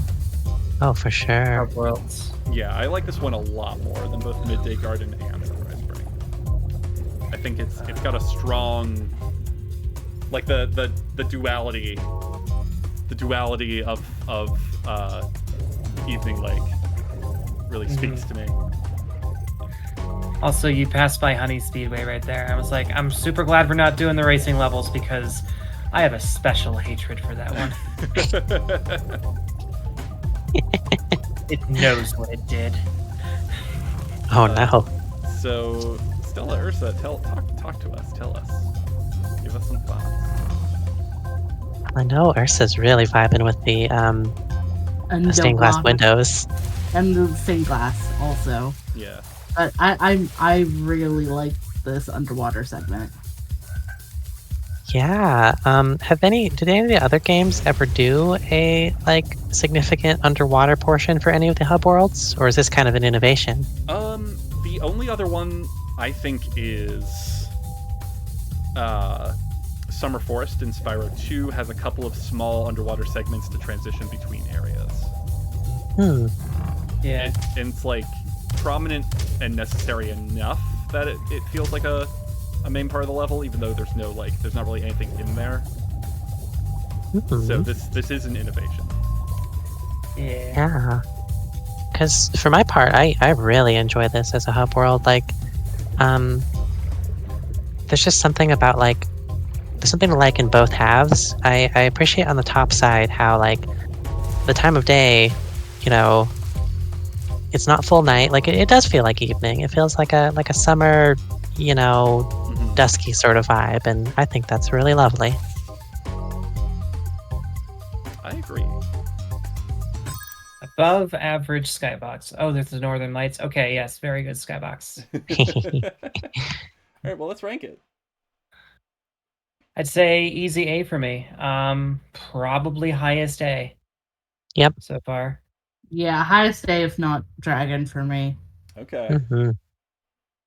It sounds like as a group, it may not be quite reaching dragon, but definitely. Yeah. I think I could see how it would for individuals. For sure. I'll definitely be pulling for Midnight Towers to be dragon. Or Midnight Mountain? Yeah, that one. Yeah. Okay. So let's The Midnight one. Let's pop through these levels. All right. Lucy, do you wanna come over here? Lucy, do you want to sit next to me? My dog is here. I will say, I slightly remember Lost Fleet. I think I wasn't as impressed with Lost Fleet's aesthetic on the original. I don't know if they cleaned it up much. Here we go. Here's my But let's see what they do. Crab. Okay, so Lost Fleet is an interesting one, conceptually anyway. You know, we will reserve judgment on execution because it is like a dry seabed. So it's not an underwater level, but it's covered in like big corals and starfish, and all of these shipwrecks are the prominent, the dominant part of the level. Definitely more pirate than the other beach one. Although I love the ghosts. Oh god, I didn't realize they were supposed to be like sheets. Yep, they're just bed sheets and flashlights, and the big ones are two small ones stacked on top of each other. That's fun. Very good. Yeah. I'm very charmed by that. Absolutely. I'll defer to y'all that can like, you know, that are not colorblind. But how y'all feeling about the colors in this one? Colors are bright. The colors are good. I think they don't come together quite as well as other levels. It's very brown dominant, and like that does help the purples and the oranges and the green of the acid water pop, but like it doesn't stop the level from being very neutral tone. Yeah. Right. Especially because the ships are also brown. Yeah, it's almost like the level's trying to trick you into thinking it's not completely brown. Yeah. By the loudness of the other colors. Right. I'm not entirely convinced on the idea of like the acid too. Like, what does the acid add? That feels kind of out of place. Yeah. I think what they're going for is like Scooby-Doo Halloween colors. If they just wanted that neon green and neon purple color palette. So like spooky Halloween. But like, how do we get the green in this like ocean level? Well, let's just make the ocean green. Yeah, I feel that. I like that as a pointer. As soon as you said that. who does a lot of Halloween cakes, this is like the palette we use. We have orange. so funny. Only more orange than orangey brown. Yeah, well, we've got like some pops of orange here in the like the giant mollusk-looking things. I'm not really sure what those are. They look like arepas or empanadas or something over there. Yeah. Yeah, and the gold on the ships doesn't take away. Like it's still sort of in the same realm as the brown and the orange. Mm-hmm. It's not distinguishing enough. It doesn't help. Yeah. So overall, this is one for me where I like the idea. You know, I love the ship graveyard. I love the sort of spooky Halloween vibe with the ghosts. Mm-hmm. I feel like visually it doesn't quite come together. Yeah. That's my Yeah. that was pretty much word for word what I would have said. Yeah. Also has Yeah. the third and final skateboard element. Oh, let's see it. But the third and final skateboard element is a race. Oh, boo. Yeah. So, I know, right? It's just like you had to ruin it. Oh. yep. Sorry. But yeah, It's not even I'm. a skateboard anymore. Oh. This one appears to be some sort of rocket board. Yeah. I don't remember if it was a rocket board in the original or not. Back to the Future did it better. Yeah, so anyway. Yeah, this one, it's not, like, offensive to me in any way. Like, I'm not a big fan of a whole bunch of neutral tones. I think that's just a fact about me. But I can't find a reason to, like... Dock at any point. Yeah, I can't find a reason to put it in a low tier, you know? Yeah. I'm much more maybe forgiving on like the earthen tones. So I'm thinking like somewhere in B. I'm not sure where it belongs in that tier, but I want to hear y'all's thoughts. Maybe. That's I don't know, generally I'm- where I put it. Yeah. I'm just very tickled by the enemies. Yeah, That is true. The enemies are very good. the big enemies, they're two small enemies stacked on top of each other. It's very... Yes. That's very... Yeah. That does... it goes in S for spooky tier. Hmm. How many S tiers do we have now? As many as Because there are spooky, levels. and then snow, and then Skateboard. 8. Yeah. Oops, all S tiers. The entire... Mm-hmm. I think it's a solid B as well. Yeah. Hmm. Split the difference between Sunny Villa and Sunrise Springs. Lost Fleet. I couldn't even remember the name. Fireworks Factory. Yeah, that sounds good, Maddie. Yeah, right between there. Yeah. Just wedge it in. Mm-hmm. The ghosts get their own tier up here. If we were doing enemies, they'd be dragon. Spook tier. Spook Yeah. tier. Okay. So next. Yeah. While y'all are going to the next level, I'm gonna run to the bathroom. But don't wait up. I was actually about to say I'd like to go grab a drink. Oh, perfect. Yeah, I actually might want to grab some food. Yeah, let's Perfect. BRB for 5 or 10, and then we'll be back. Yeah. Cool. Sounds Yeah. We'll be right back.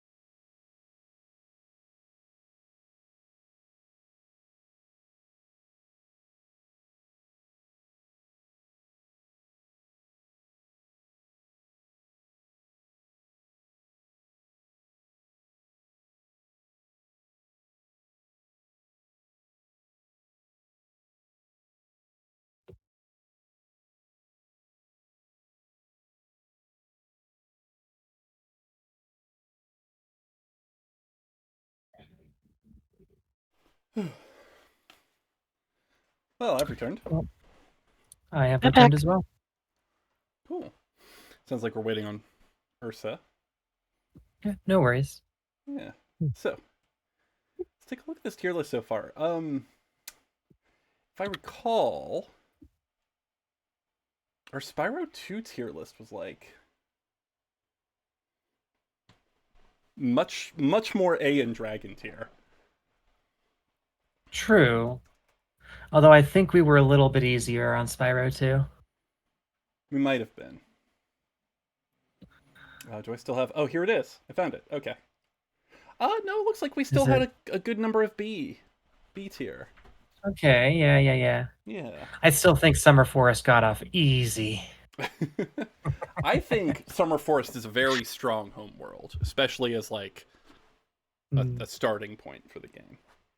Lucy, do you want to come up here? That's the one I think I have the fondest like recollections of. Like it feels quintessentially Spyro 2 to me.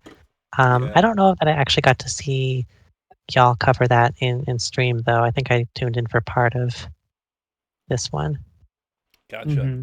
Yeah, I remember we went back and forth on that one a little bit because there was like there were so many like small elements that just like hit us just right.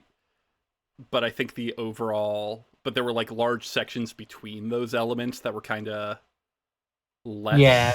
So like it was this real up and down.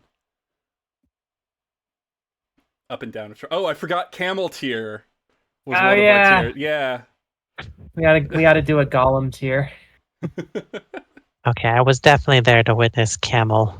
Camel tier. Yeah, because what? I hated the camels. Yes, Yeah. you did. Rightly You so. were right to hate the camels. Oh, yeah. oh man, does that actually? Hmm. I think I have my own designated C tier this round. Clay tier. Clay tier? Yes. Do you... I'm sorry to make you do this, Ursa, but do you hate the clay golems or the camels more? God, it's been a bit. So like, I need reminding why I hated the camels. Spyro 2 Scorch Camels. If memory serves, they were just like upsettingly twitchy.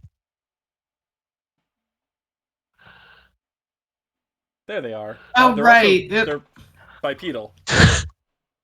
Right. It's because they're fucking ostriches. Yeah. And they did the ostrich thing of like sticking their head in the ground. Or the, the supposed ostrich thing. They look utterly terrified. Are you telling me ostriches don't actually do that, Carefree? Are you saying that my life up to this point has been a lie? In the original... You base significant portions of your life on ostrich lore. In the original game, if Spyro touches the camel's legs, whether or not the camel is bouncing, he will instantly take damage. This may be a glitch, as all other enemies in the game cannot inflict damage on Spyro by merely touching him unless they are attacking him. Regardless, Spyro must keep a certain distance from the camels while flaming them to avoid this hazardous glitch.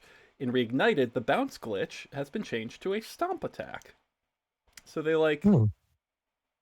they just like integrated the glitch into the lore. Cool. So I have another reason to demote the camels. Is they should actually have a spit attack. Because camels have a nasty spit and is their natural defense mechanism. Oh, you're so right. That would have worked better for them. That's funny. I recall hearing a story of someone whose roommate locked them out of their apartment because they just smelt that bad and would not let them into the apartment to wash off, it's like, no, dude, that's their house. That they need to go inside to wash up. Yeah. Like, it's like, you can leave and come back later. Oh my gosh. That stink will stay with you forever. That sin never leaves. Ooh, is Frozen Altars where you change your breath into a freeze breath? Yes. So this level started with us Yes. being kissed by a fairy in an homage to the original Spyro game, where fairy kisses could change your breath. And we get ice breath. And this is Frozen Altars, which has like a Mesoamerican. They're Mesoamerican Mesoamerican vibe. Yeah, but tundra, because we got like mastodon enemies. That's cool. Well, I mean, like, I really- Peru. Doesn't Peru have tundra? You know? Yeah. Yeah, Oh. yeah, like very well. Incan. I don't know if Peru specifically is tundra. Definitely snowy areas. Wow, Yeah. Carefree, rude. Well, no. Well, Peru has mountains. This is mountains. Yes. Oh no, I was just saying freezing that man. Oh yeah. The locals are these like that rotten beer. bird fellas. I'm not sure I if mean, they're they're ducks or what fine. they're supposed They're to be. reasonably cute.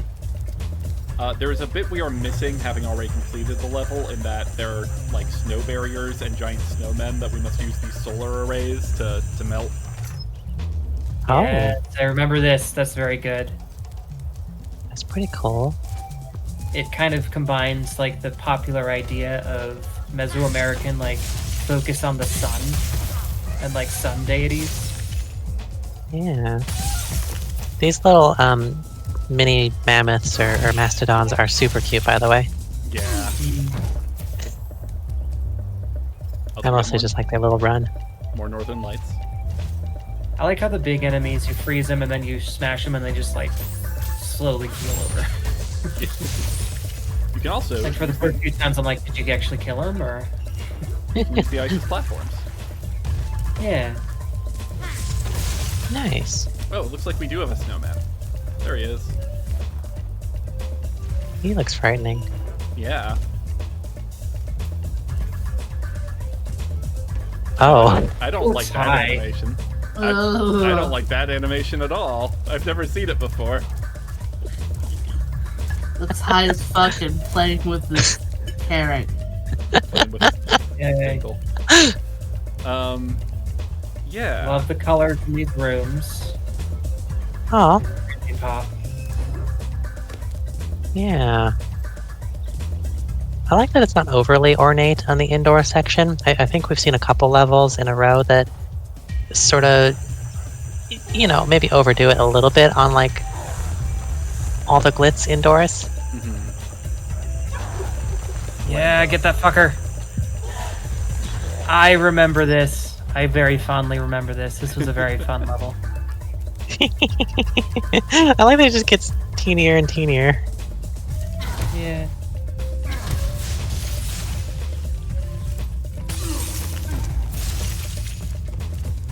I love the play of light on the ice is like very purpley teal Yeah. by turns.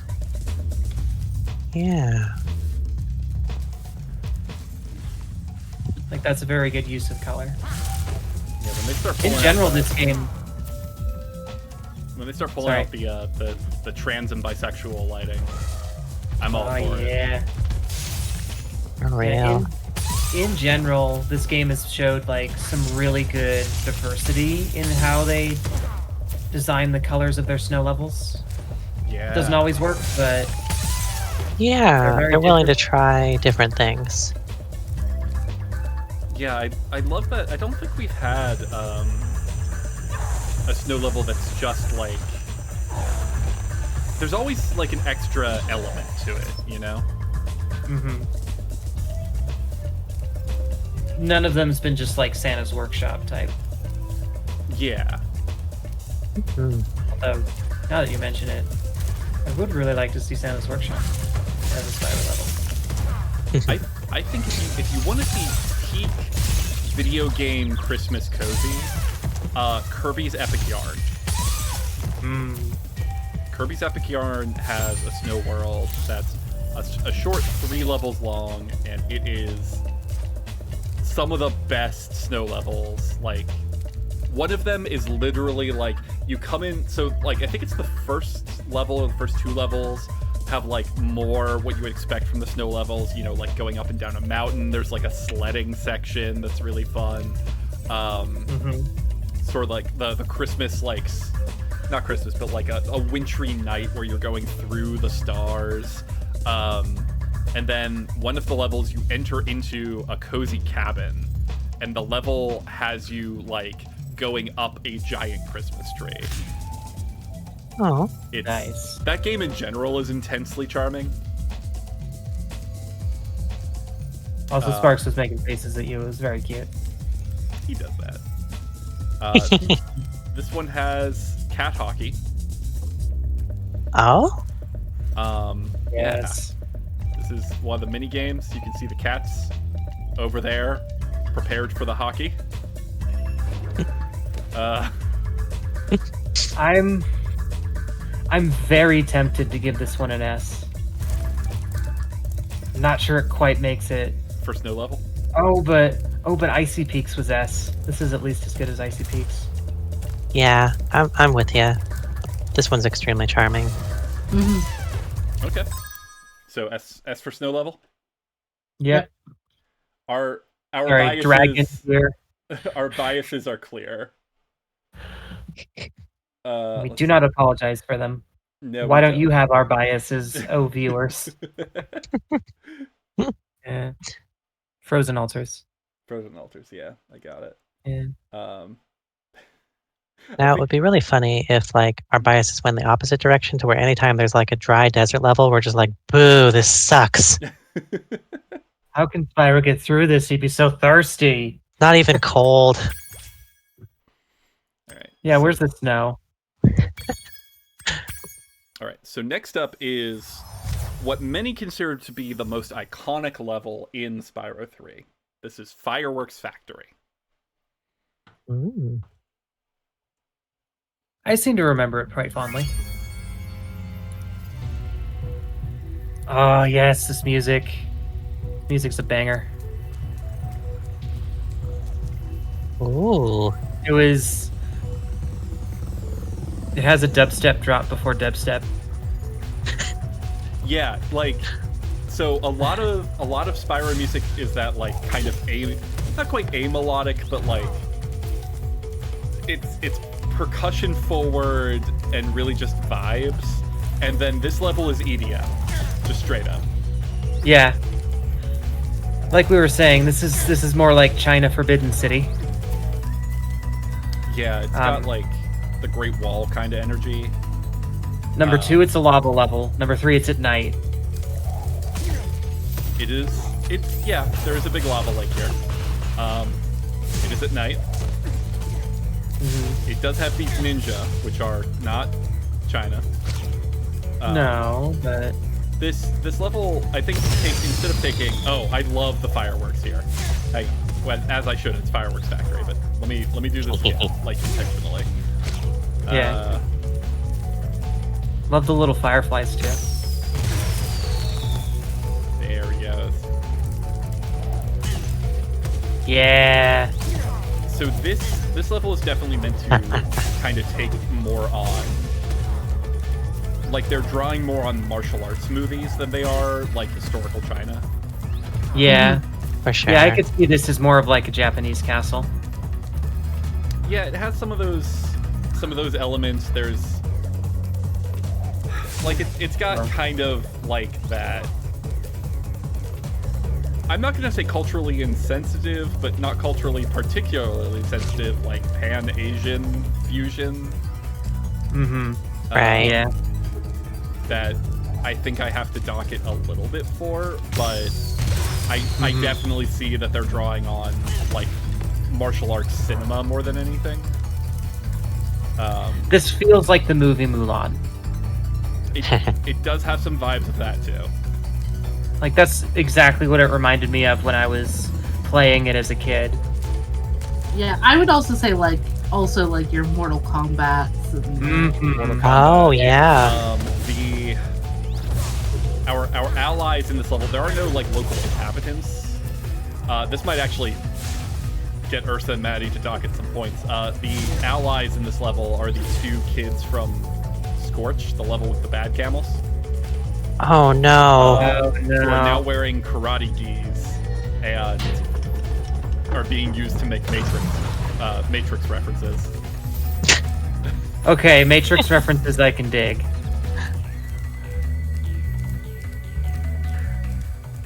I wouldn't have gotten it when I was younger, but yes, I can dig that. There are several cutscenes of them just beating the shit out of the ninja. Just to circle back for a second, I confess I haven't really been listening to the soundtracks to these as we go, but when Maddie mentioned that, my interest was piqued, and yeah, the music for this one really goes off. I really like what they've done with it. Oh yeah. Just wanted to say. This one probably has... I love Spyro music, but I don't find any of it particularly memorable, probably because none of it has like a strong melody. But this one very much stands out. Mm-hmm. When Ursa said that thing about like Mortal Kombat as like a possible sort of inspiration, it kind of made me think of that a little bit. Like I'm by no means familiar with Mortal Kombat, but the music sort of reminds me. The music is... Fatality. If you have existed in Western nerd culture at all, you are familiar with the Mortal Kombat theme to some extent. Mm-hmm. This one also has a first-person shooter section, which I don't think really has any bearing on the aesthetic of the level, but I just wanted to mention that it's here. Yeah. Down here, there is. I can see why this is. There's an FPS. I can see why this is an easy favorite with the fans. Yeah. Like you said, it is a bit like campy and like in a bit of an appropriative way, but yeah, even with that factored in, I think it's an A. The colors just really, really work. Mm-hmm. Does this one also have... There's like 3 sub-levels in this one too. For Asian aesthetics. Oh, for sure. What was that? A for Asian aesthetics. Oh, okay. I thought you said A for appropriation. That too. Yeah, I think this one also has the mini boss. Yeah. We'll have to use... Mm-hmm. The mini boss, which is this pair of dragon kites. Ah! That spit fire at you. Yeah. Ooh. Ah, fuck. Okay, that's pretty cool. They are very neat. Oh.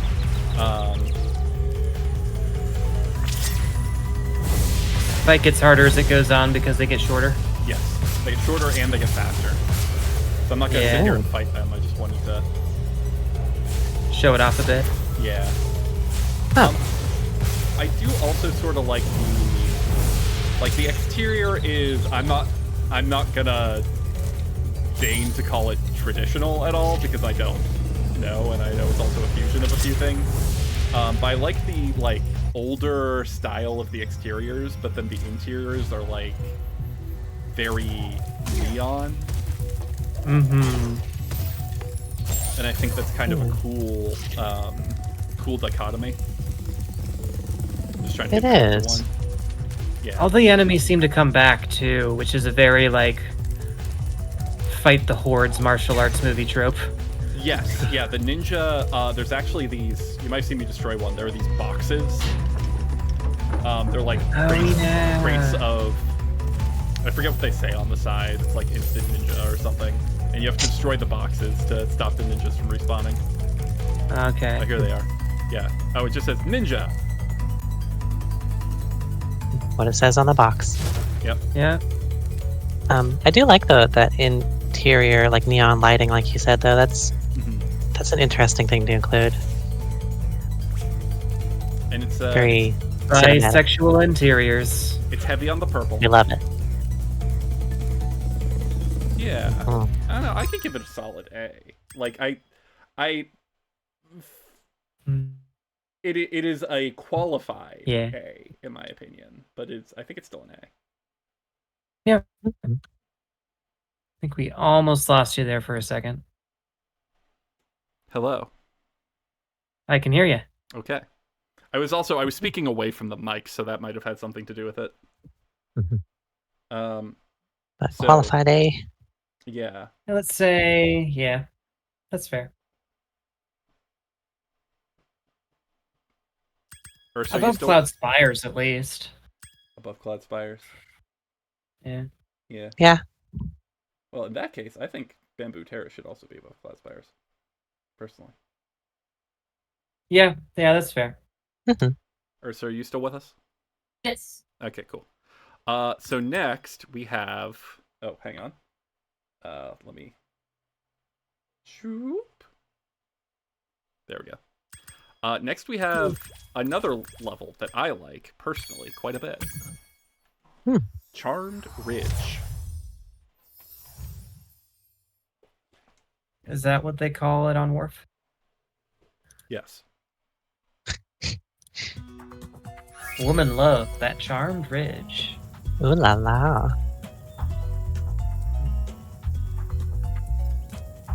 Ooh, yeah. Really Verdant. loving the colors on this. See, what was the one that was gardens? That we were like, this doesn't feel gardens. Midday. The Hub This World? feels Gardens. Yeah, Midday Garden. Yeah, This one this is feeling. giving more garden. This is giving more garden. Yeah. The ivy on the sure. stone. Those little Robin Hood guys. Those are little frog prints. Yeah, you got a little crown. Got a little crown. Very Yeah, it's feeling very, especially the gift? roof feel very Holland. Aw, it's very fairy tale. It's Yeah. yes. So this level, the plot, at least as the plot has a twist to it, but the idea is that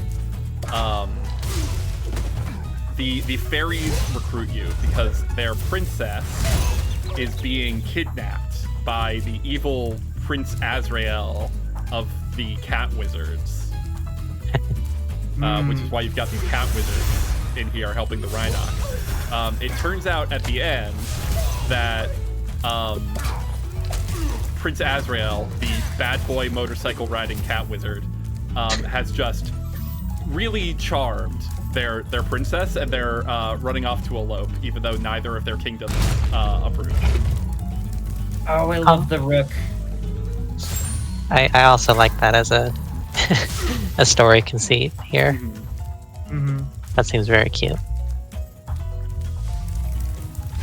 But yes, the rook is very strong, and I also like all of the kind of like enlarged spell stuff that's going on.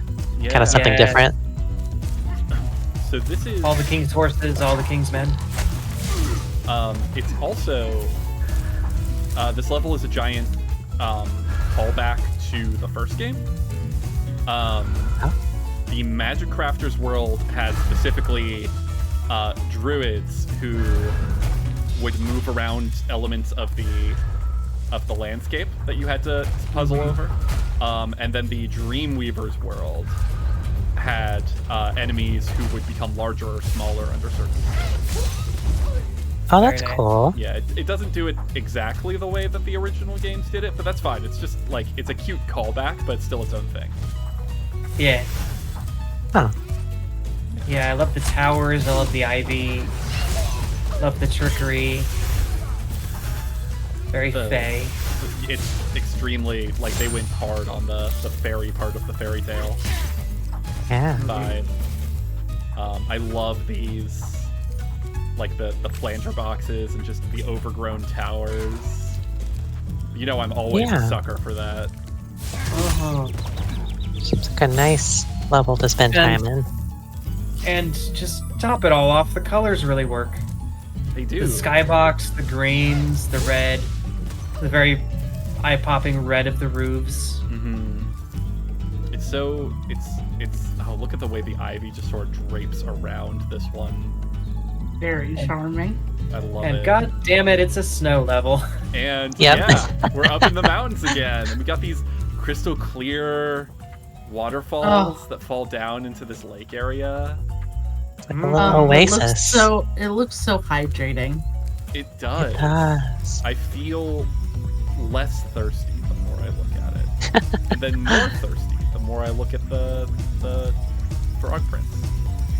Anyway. Yeah. Absolutely. You can not get like- it. Please Not do like not the fuck desert frog. levels, am I right? So there's also Fuck desert levels. I will.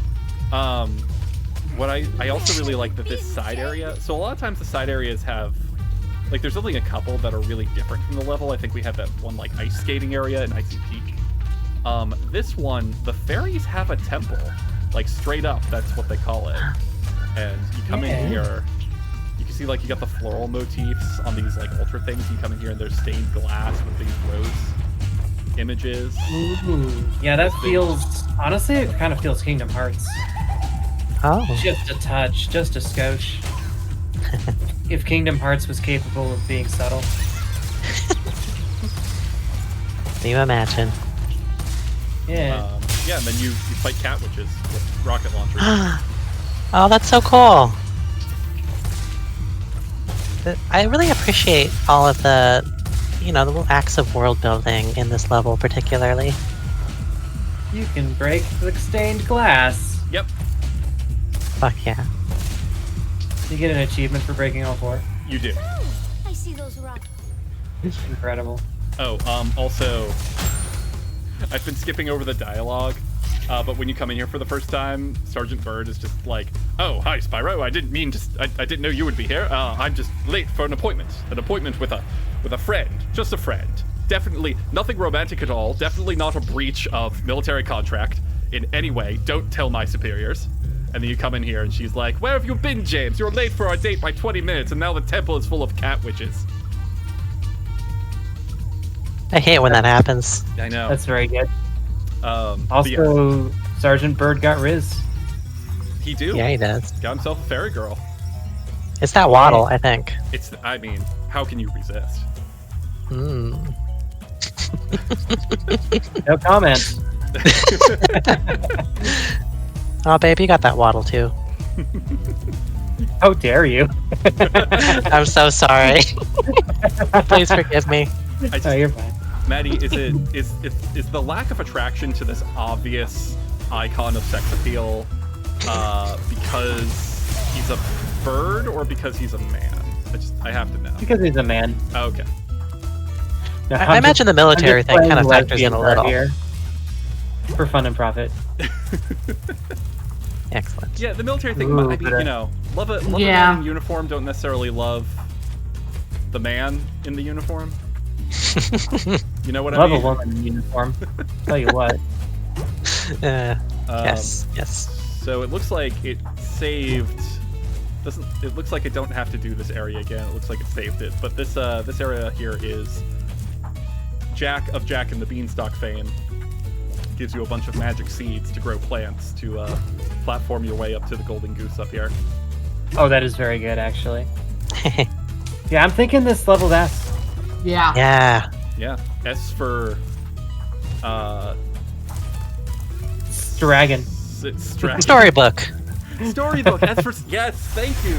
Yes. S for parentheses. Thank you, Stella. Yeah, no, I think we all just had like an immediate, dare I say, charmed reaction to it, and it just got better the further we went. Yeah. What is it about Sergeant Byrd? Is it his charmed ridge? It's... You know it. Yeah, we're all... Listen, the level is great, but like, I mean... S for Sergeant, am I right? Mm-mm. Alright, so Charmed Ridge, solid dragon tier. I think we are all in agreement, yeah? Yeah. Ursa? Yes. Okay. Alright. Yeah, I don't even know what else to say about that one. Just 'cause it's so, like, immediately, like, yeah, everything works. It's great. Uh-huh. It just works. It just works.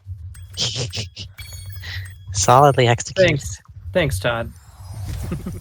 It just works, ladies and gentlemen. You see a mountain. You can't climb it, but it's there, and it's pretty. It just works. I will gladly help you on your quest, but first... Yeah, so this is our third additional character. This is Bentley. And this is Bentley's outpost.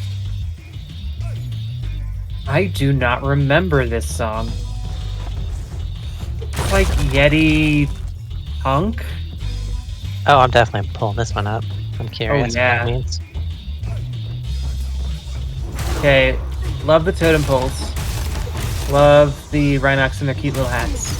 Aw, they look cozy. Odd inclusion of the, what do you call those? That thing, those symbol things, what do they call them? Gong. Gong, yeah. Odd inclusion of the gong. Yeah, they seem kind of out of place. So, I mean, you know, thematically I can't say one way or the other. Although he is, you know, a Yeti, and I think that's drawing a bit on Himalayan stuff. Yeah, I suppose it's the totem poles that are a little more out of place then. Yeah. I know in the level, so you're supposed to be, like, helping your little brother get back home, and your little brother is a shitty teen, and he's great, and I love him. But he'll throw you a snowball, and you spin your club and hit the gong with it, and makes a icicle fall, makes a bridge. Yeah. It's a cute thing. This seems like an average snow level. Yeah, this The is first average one. This is the most, like... Snowing it in. What was that? Snowing it in. Snowing it in. Yes. Is that snake phoning it in? Snow phoning it in. I know, but... yeah, it doesn't have... It's, like, it doesn't have that additional... I still like it because it's a snow level. Yeah. Yeah, and the colors are fine, and there's a lot of cute little touches. Yeah. Mm-hmm. I'd say solid B.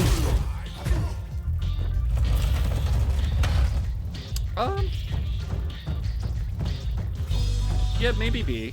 I would still give it an A, one, because my bias is very strong. Also towards Bentley. I like the... He sort of does the Dr. Hank McCoy Beast of X-Men thing, where he's, you know, a big, powerful lug who is also very intelligent. He speaks, he has a very elevated speech. Yeah. Lots of big words. Yeah, that adds points for charm. Sure. I could be convinced low A, but yeah.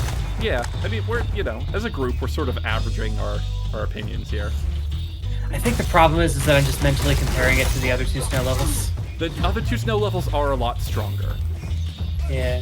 I will definitely agree with that. Yeah, and it's like, I don't want A to get too crowded, is the thing. We want to do the highest B?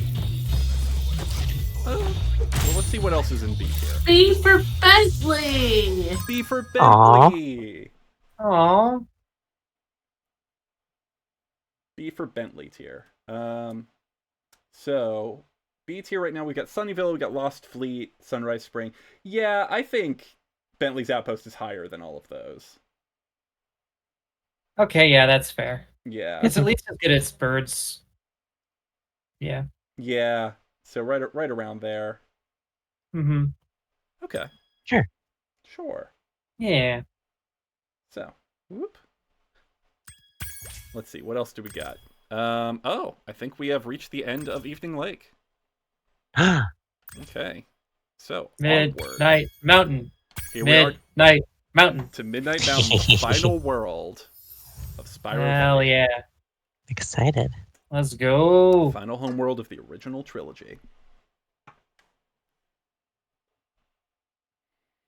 The adventure Midnight Mountain home. continues. I'm just Here it here is. singing mountain roads, country roads right here. Take me home, mountain roads. Purple crystals. Love the domes. Oh. Oh my. I love an Aurora Borealis. Love an Yes. Aurora Borealis. One that started in Evening Lake, actually. Oh, that's Yeah. fun. Huh. Is that just like a giant, like, Centurion helmet over there? Yes. For one of the levels, I'm sure. Yes. Yeah, that is a portal. Wow, this feels like very ethereal. Mm-hmm. Yeah, we're entering sort of a dreamscape kind of area.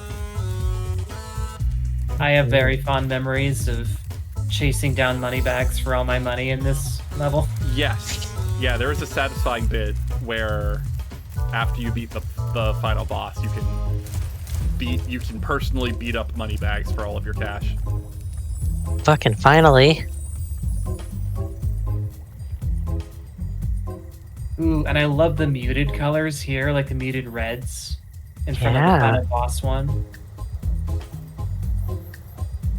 That's very Oh cool. yeah.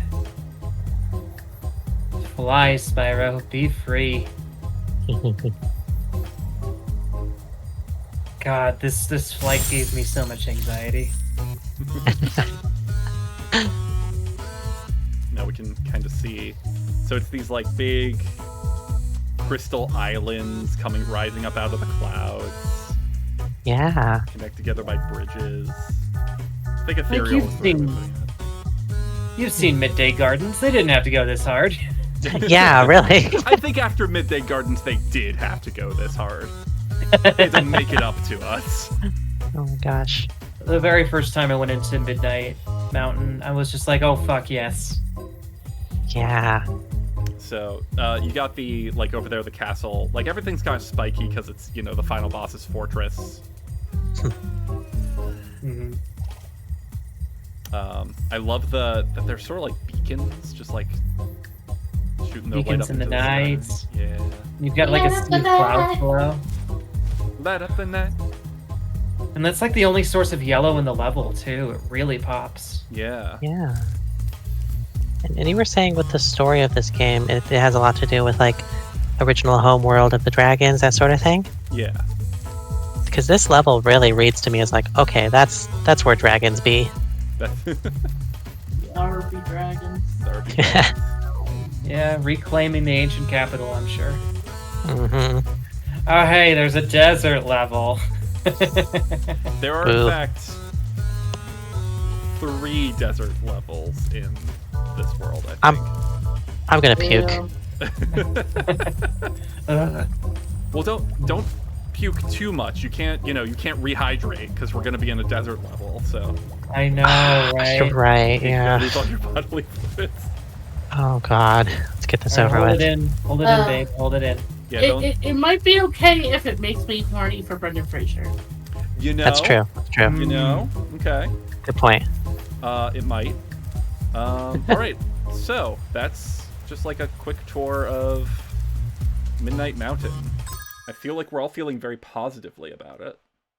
Oh, Dragon. Yeah. Strong dragon feelings. Yeah. Yeah, very strong dragon feelings. I knew it. I knew we'd get my girl up there. Okay. You're vindicated, babe. I got five up in Dragon tier, which I think is more than we had in Spyro 2. So like, Spyro 3 I think doesn't have a strong opening, but it seems like it really ramps up the more we go through it. Mm-hmm. We still have time and space for D for desert. D for desert tier. Delightful. B for Brendan. Oh, sorry, Fraser disgusting. Yeah. Yeah. Okay. So let's start with the one that is aesthetically most similar to the home world. This is Crystal Islands, which is one that I was very, very charmed by back in the original game. Game does its crystal motifs very well. All right. Was it Crystal Islands? Crystal Let's see. Islands. Yeah. Ooh. This takes like the aesthetic of Midnight Mountain and like kind of twists it a bit in a way I like. So There's the the geometric trees yeah. growing out of the cliffs. Oh, this is very strong. So the story to this one is that it's not. Trees. What was that? It's kind of like business trees, I guess. Business trees, yeah. Oh. Yeah. The story to this one is that I guess it's not supposed to be crystal. The wizards here, these little gnome guys, are training their magic to try and help the revolution against the sorceress, and fucked up a spell and accidentally turned all of the local fauna and flora into crystals. That's peak wizard shit right there. Yep. I do love the thin mustache wizards too. But just an excuse to have very fun crystals. Yeah. Like even the way they like explode and stuff is like a fun animation.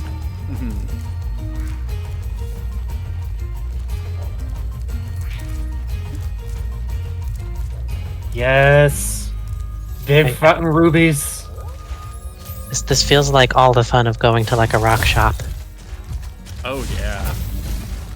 I don't know what rock shops you've been to, but this seems a little more fun. Like, haven't you ever been to like a crystal store? I have, yeah. Okay. I haven't been able to, fire breath enemies at the crystal store. Yeah, I was gonna say, Maddie, you're right. They won't let me smash shit. I mean, I'll get away with it once, but I will not be invited back. I'm trying not to comment about smashing at the crystal store.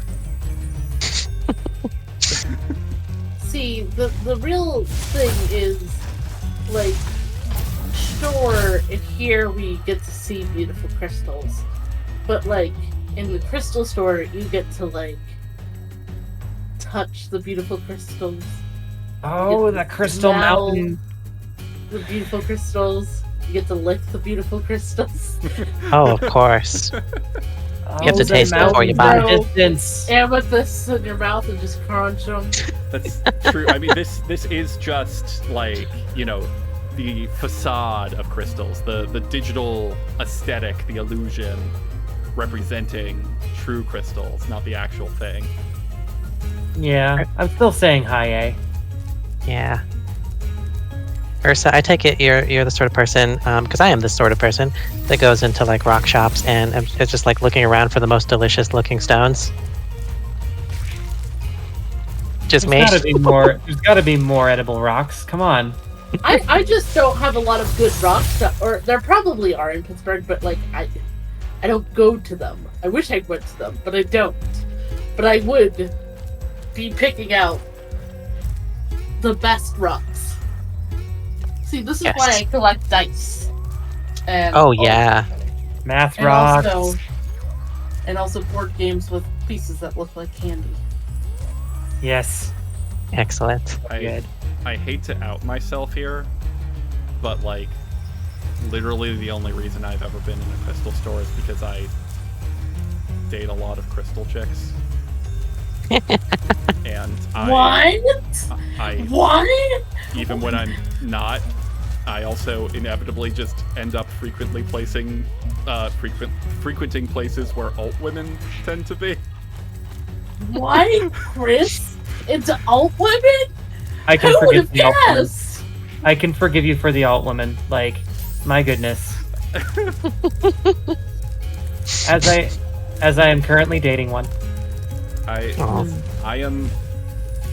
There's something about big cuddly bears and small angry alt women that just work together. It's like chocolate and peanut butter. Aww. Small and angry, but also just incredibly kind. Yeah. So I'm a big fan of this. Anyway, I'm a big fan of this level.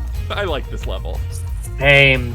Well, the thing of it is that like there's so many different colors, and yet they all really jive together. Yeah. They do. Well, I think Stella's right. So it gives the vibe of being in a crystal shop. There's just like this rainbow of different colors that aren't really meant necessarily to mesh together, but provide this really wonderful array of things to take in. And the lighting is extremely soothing. I was initially just really struck with how like some of these big crystals look like they're kind of like lit from within, and I like that as a choice. Mm-hmm. And I love how the the islands and even the huge crystals are kind of difficult to see at first. They like the atmospheric perspective lets them blend into the background, and then suddenly you're like, oh shit, that's like a mile-high crystal I'm looking at. Yeah. The scale. That's Final Fantasy style crystal right there. Yeah. How many men, women, and dragons have been crushed under that crystal's girth? And you want to join them? Is that it? Hey, what a way to go. I know, right? No comment. Well, let's comment on how we want to rank this level. Yeah. Aside from H for apparently makes us horny tier. Hard dragon. Hard.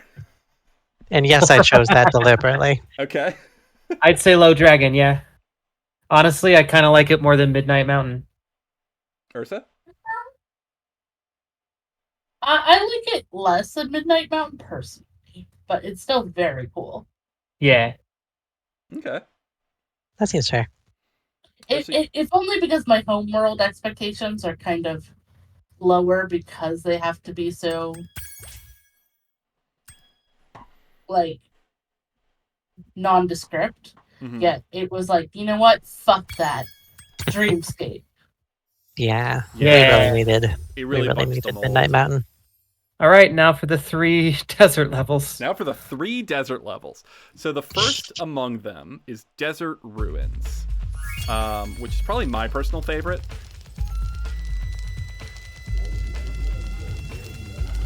Jade. Okay, I like Jade. And the very good ionic columns. Back to columns. Yep. Yes.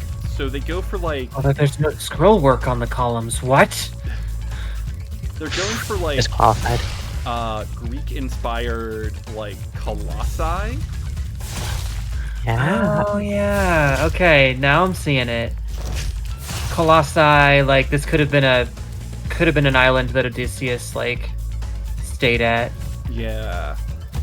A lost island from the Odyssey. Yeah. And you can see there's like the remains are everywhere. Like there's just an arm hanging off of that cliff over there, pointing you towards that gaping hole. There's this big temple right in the middle. Yeah. That's like a different color from everything else, so it really stands out. Yeah. One of my favorite fantasy series, Malazan, gets a lot of really good mileage out of particular jade statues. And so I'm kind of predisposed to like them even more. Okay.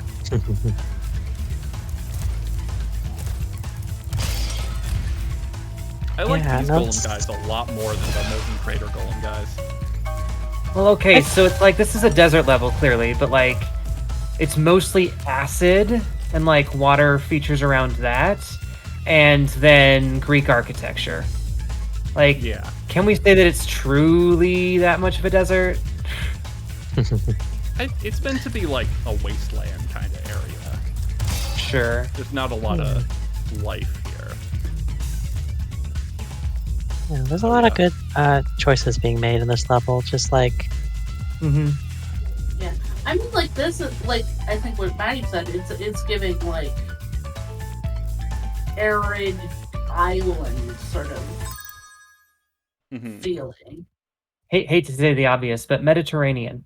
Yeah. Right. Yeah. Yeah. I'd say this is like a high B. Yeah. Well, before we finish off, sorry, I wanted to turn Ursa up a little bit because she's been a little bit quiet. Okay. But let's go. I know I'm always perpetually loud. So we keep the sort of like jade and teal colors in here. Pinks and yellows as well. Oh my gosh. I'm not sure I like the red. Is that supposed to be pink? Well, it's pink to me. Which part is pink? They were like these torches. Like kind of coral pink sconces. Oh. Back here. Yeah, I don't know if it works for me. But I do like kind of like the teal atmosphere they've got going. Yeah. It's... I don't know. I really enjoy it, you know, as like you spend some time in the outdoors where it's like, and again, I might be talking out of my ass here, but it seems very like earthen toned and stuff, and then this very cool interior is pleasant. Mm-hmm. Yeah. Gives you a little break from that.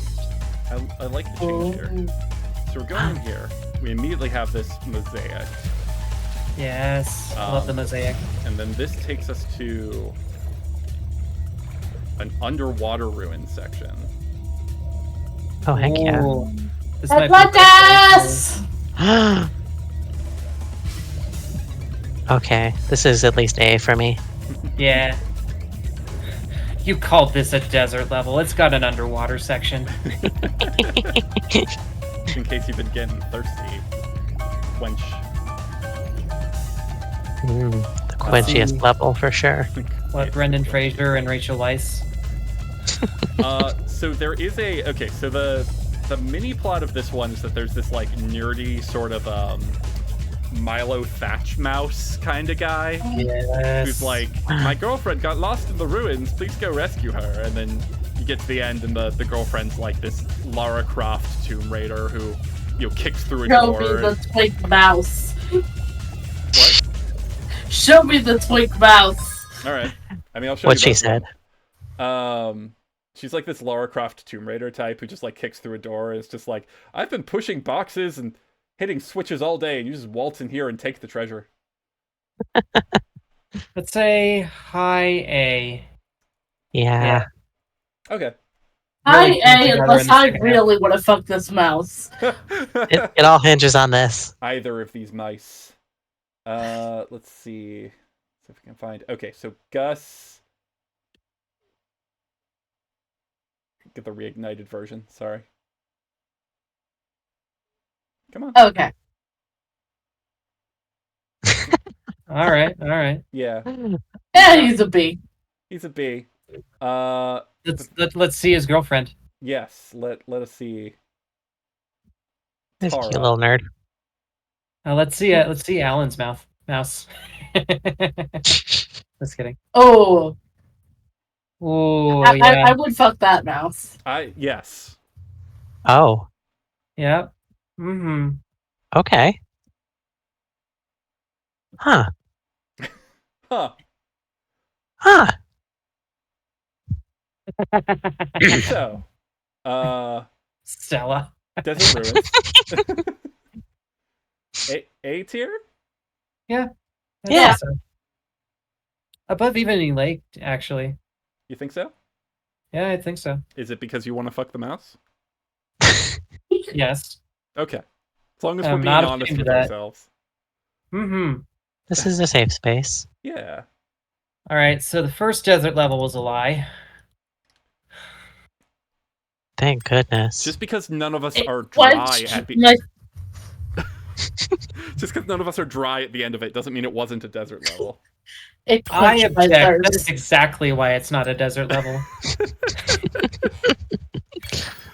Anyway. It's a whole different criteria. So, yeah, join us next time for when we go through every level of Spyro the Dragon to decide if we want to fuck the level or not. Midnight Mountain, stop giving me that look. Alright, so, Haunted Tomb. Not technically a desert level. We are inside the whole time, but, like, it clearly takes, you know, Egypt inspiration. All right. Yeah, and the aesthetic is clear. Very good. I like the Egypt dogs. Yeah, they're cute. Yeah. There's no real Dance. internal plot to this one. When we first enter, the dog gives us a riddle, and then we have to answer it at the end of the level. Oh, good.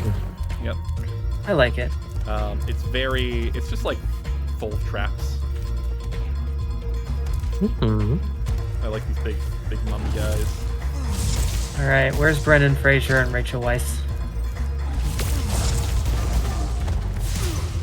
Are these more clay golems? Yes. They don't have teeth, though. Thank goodness. And jackals. The jackals look really good. Yeah. Oh, they do. Oh, I need to look at the hieroglyphs. Very good. Those are fun. Yeah, they do. The one that's partying, and then the two people fist bumping. Yeah. Dude. What do these big dudes have on their back? It looks like they got some kind of like shell thing. Yeah, I don't know. Let's see if we can get behind them. It's like the pottery. scarab. Oh, you're probably right. Oh god, he spins so fast. He does. God, he's just on a swivel. He won't let you see. I can't see. He won't let me. Wow. Okay. Fuck. Well, I like the I'll never sarcophagi. I love the green scarabs on the walls. Mm-hmm. Yeah. A lot of this that I like, yeah. Oh, and the very happy cobra. Yeah. Yassified cobra. Yeah. The absolutely Yeah. unfair fallen boulder traps. Oh god, this looks awful. Mhm. Ah, That's full. Spider-Man. This is the bit where Spyro annoys the DM a little too much.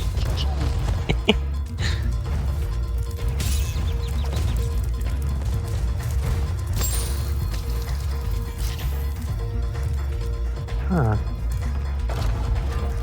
Yeah, Yeah, this feels like some of the strongest theming we've seen since maybe like Charmed Ridge. Yeah. I think this is a potential dragon tier. Yeah. really? I We do talked like a big it a game lot. about hating desert levels, but What have we become? I just wish the cavern was. Oh, okay. Actually, I really like this segment. I was like about to say, I wish there was a little more structure, and then there's a cool ass slide. It is Oh, in no. fact the snake that we see throughout the level. Oh, that's Oh, cool. man. Okay, that's neat. Yeah. That's pretty neat. I'm probably the most. It sounds like I'm the most lukewarm out of all of us on this level. Mostly, I don't know. It just doesn't do it for me. Like, I don't think I have anything more to say on that. Like, there's just nothing. That I mean, sticks and out to that's me. fair. It's always that curve. Yeah. It's also like no disrespect to Egyptology, but like ancient Egypt has never been any kind of particular interest of mine. Wow. And that, I think, translates over into it being used as a theme as well. It reminds me of very fond memories of learning about ancient civilizations in elementary school. Mm-hmm. Watching those, like, what were they called? No, Like encyclopedia something? Oh, I have no idea. I think I know what you mean, Maddie. I can't recall the name either, but It starts off with like a fly through a museum. yes. Is it Eyewitness? Eyewitness, It yeah. is. Oh yeah. Okay. Yeah, Those were the shit. I they do were. like have some flashes of memory of that opening in my mind. I was an Eyewitness Books kid. Also good. I was Yeah, listening to those home are all the great. time. Oh, for sure. But yeah, so I think I'm gonna sit out of the voting on this one just because I don't want to drag down the average too far. I'm with Stella. I think this is the strongest theming we've seen yet. Dragon tier. I'm curious, Carefree, like if it innovated a little bit more or strayed from like the strictly Egypt type aesthetics, do you think you'd like it more? Yeah, I think I would. I think if it went for more of a some of the strongest levels I think in Spyro are ones that combine two things. Right. Like Spooky That is Swamp. true. Spooky Swamp has like the Louisiana swamps mixed with the like Japanese tea and haiku and the fireflies and stuff. That's great. Robotica Farms in Spyro 2 has the robot farmers, which is very, very charming for me. And I feel like Peak this direction. one, for the same reasons I don't really get into Bamboo Terrace that much, aside from liking a lot of, its inspirations, is that it just doesn't have that second element. It's just like, and this level is the Egypt level. Yeah, it's a little straightforward.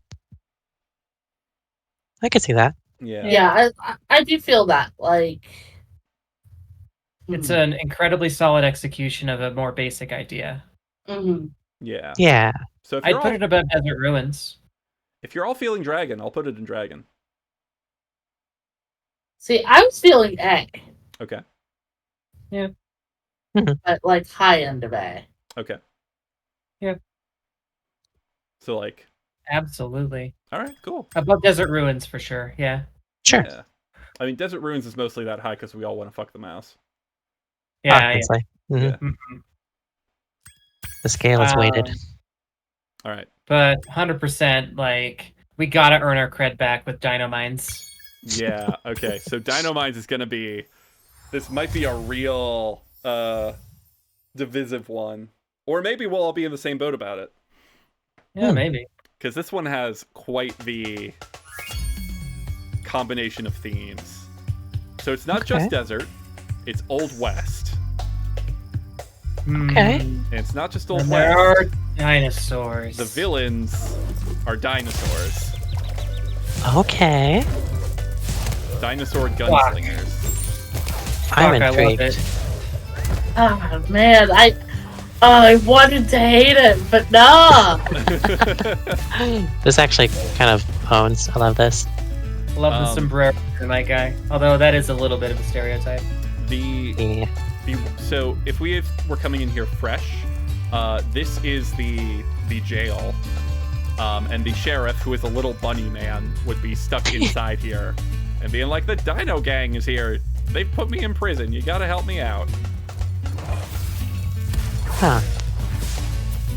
This is fun. I think they're playing all the hits in terms of just like childhood hyperfixations in terms of like you got your Egypt, you got your like Old West, you got dinosaurs.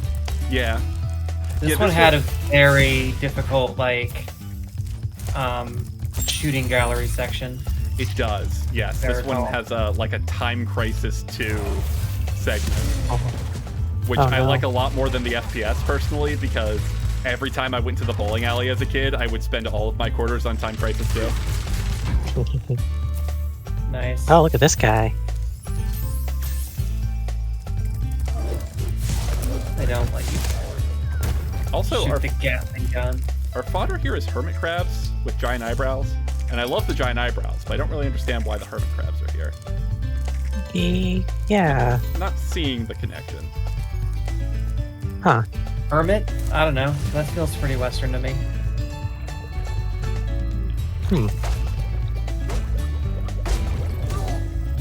Underwater. I do like this. This level has a diversity of enemy types that some of the other levels don't. Wow. True. It really does. And yet another desert level that has water. Yeah. Curious. They clearly anticipated our objections. Wow. Yeah, okay, this always happens. This level is really hard because the enemies have guns. For sure.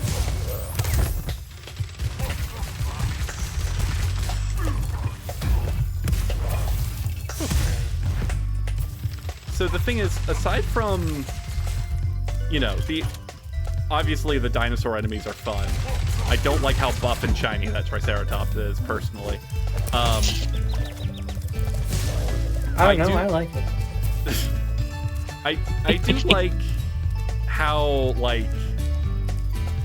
kid playing with their toys this level is. Oh, yeah, feels like a Toy Story 3 or 4 gag. Yeah. Uh-huh. I don't think the level aesthetic really, it's just Old West, though. Yeah. That's true. The only thing that really elevates it is the dinosaurs. Also, these little I bunny mean, sheriffs. literally, it's fucking dinosaurs. They've held out on us this entire time. Oh, I love him. Look at him. Oh, I love Yes. him. See, Oh, that's- this is a bunny. Yeah. Yeah, This ain't a rabbit. This is a bunny. he looks so nervous. I love that he's wearing the cowboy hat on top of the diving helmet. Oh, Of for sure. course. And then the Time Crisis 2 section is over here. Sheriff promised me. Mm-hmm. Agent 9, my least favorite one to play. Oh, for sure. Yeah, so here's our little cowboy bun. Oh, Yeah. He's so rootin' and tootin'. Alternate universe Judy Hopps. Judy Hopps as she was meant to be. That's adorable. Mm-hmm. So how are we feeling? How are we feeling about this one? Where are we gonna rank it? Mid B. Mid B? I'd say high B, yeah. Yeah, I'm willing to say high B just because, like, I was so immediately charmed by the. Like maybe near Lost Fleet, because Lost Fleet was another one where like I was very charmed by the enemies, Mm-hmm. but Mhm. like The environment. environment was a little lacking. Like it was still Mhm, fun yeah. and charming, but like there wasn't depth. Yeah, Yeah. that feels Alright. right, Ursa. Is that the final level? No, there's one more. Damn. Not including boss levels or sparks Speedways. levels or Yeah. speedways. Okay. Which generally we can skip. The sparks levels are honestly just like they're like top-down shooter. Like they don't have a lot of aesthetic to judge. Hmm. Yeah. And again, the speedways unfortunately are just like dropped frame central. Agent 9's lab. Yes, this is the level when you unlock Agent 9, the monkey with a laser Hiya, gun. Spyro. I'm just off to patrol Yeah. the island again, you know, in case any rush. He's... Yeah. Who was going to get his own spin-off game. Yeah. I really don't see it. Okay, Tropical Island. Can I? Okay. Okay, so this is like James Bond, like Yeah, for sure. vintage. Island of Dr. Moreau. Yeah. Yeah. Okay. That's fun. Oh, coconuts come bouncing out of the... Coconuts come bouncing out of a giant pineapple? Okay, Sure. Yeah. sure. Alright, so it's a beach level, and there's an actual beach. It's a beach and there's a beach. I don't know if I like the high-tech concept. Well, I think it's trying to give like The Incredibles, but like Alright, Yeah. alright, if Cartoon yeah. Network did The Incredibles. A little beaker? Okay, Yeah. that's cute. That is cute. Look at him go. Nope. It'll be Good just shot, me. Very good, yeah. a vast number of rhinos. Yeah, so this level... there's like a couple of other areas with some different vibes. But like Secret Island base is very much the theme here. Yeah. I appreciate that those mobs are, and these ones too, are just using like their target equivalents as shields. Oh yeah. This is like a command center. Oh. Yeah. I don't know. Interesting idea. Indicate Execution seems pretty by the numbers, though. Hmm. Yeah. I don't know why I'm so down on this one, too. Like, normally I'd be really for this kind of stuff. I love James Bond. Yeah. It is lacking a little bit in that like 60s, like mid-century modern kind of touches that really add a polish to it. Yeah, it's more ray gun gothic. Yeah. Yeah. Yeah, I was gonna say, like, from the moment they introduce Agent 9, like, his whole aesthetic kind of veers more toward that. Just as I thought. Yeah, he should have been in a suit. With an actual gun. Well, okay, he can keep the laser gun because it's for kids, but whatever. Yeah. They sort of stopped giving them... Well, I was about to say they stopped... terrifying. I was about to say they stopped giving them real guns after Spyro 1, but they didn't. We just fought dinosaurs with real guns. If it's the Old West, it's okay. Yeah, I feel like this one... Ooh. Am I gonna put this in D tier? Not because I hate it, but I feel like they needed to take another pass at it. Because I feel like this one could be really good if they went back to the drawing board and focus. Or, like, you know, got some feedback. Yeah. Because, like, this trim on the outer wall, I do think it's neat on its own, but I'm not feeling it for this. Like, we need more geometric shapes and not this, like, fleur-de-lis, like, steampunky. You know what it is? To me, it reads as like your local aquarium is trying to like class the joint up a little bit. Yeah, it's trying to be the shed aquarium, even though it was built in the 80s. Like, is this gonna be our only D tier? D for do another draft.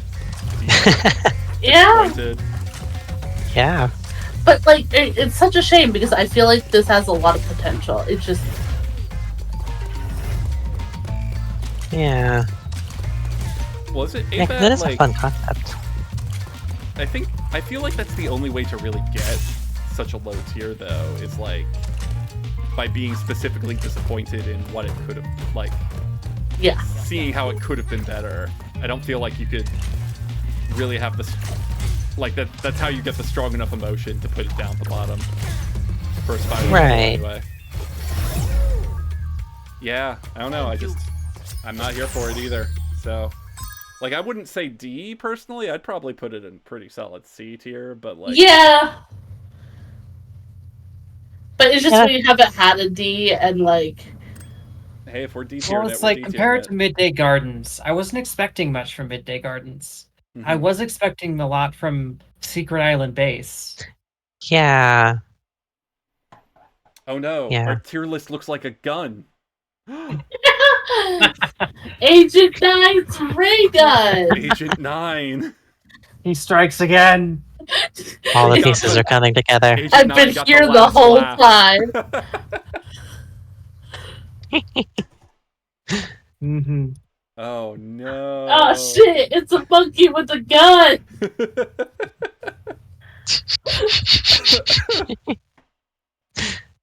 Oh my gosh. Okay. So that's, you know, obviously we can't do the speedways or the others right now. So that's the Spyro 3 level aesthetic tier list. Yeah. Wow. Yeah, so it looks like, honestly, all told, hang on, let me bust out the Spyro 2 one so we can compare kind of the final shape of it. Yeah. So our Spyro 2 tier list only had 3 dragon tiers.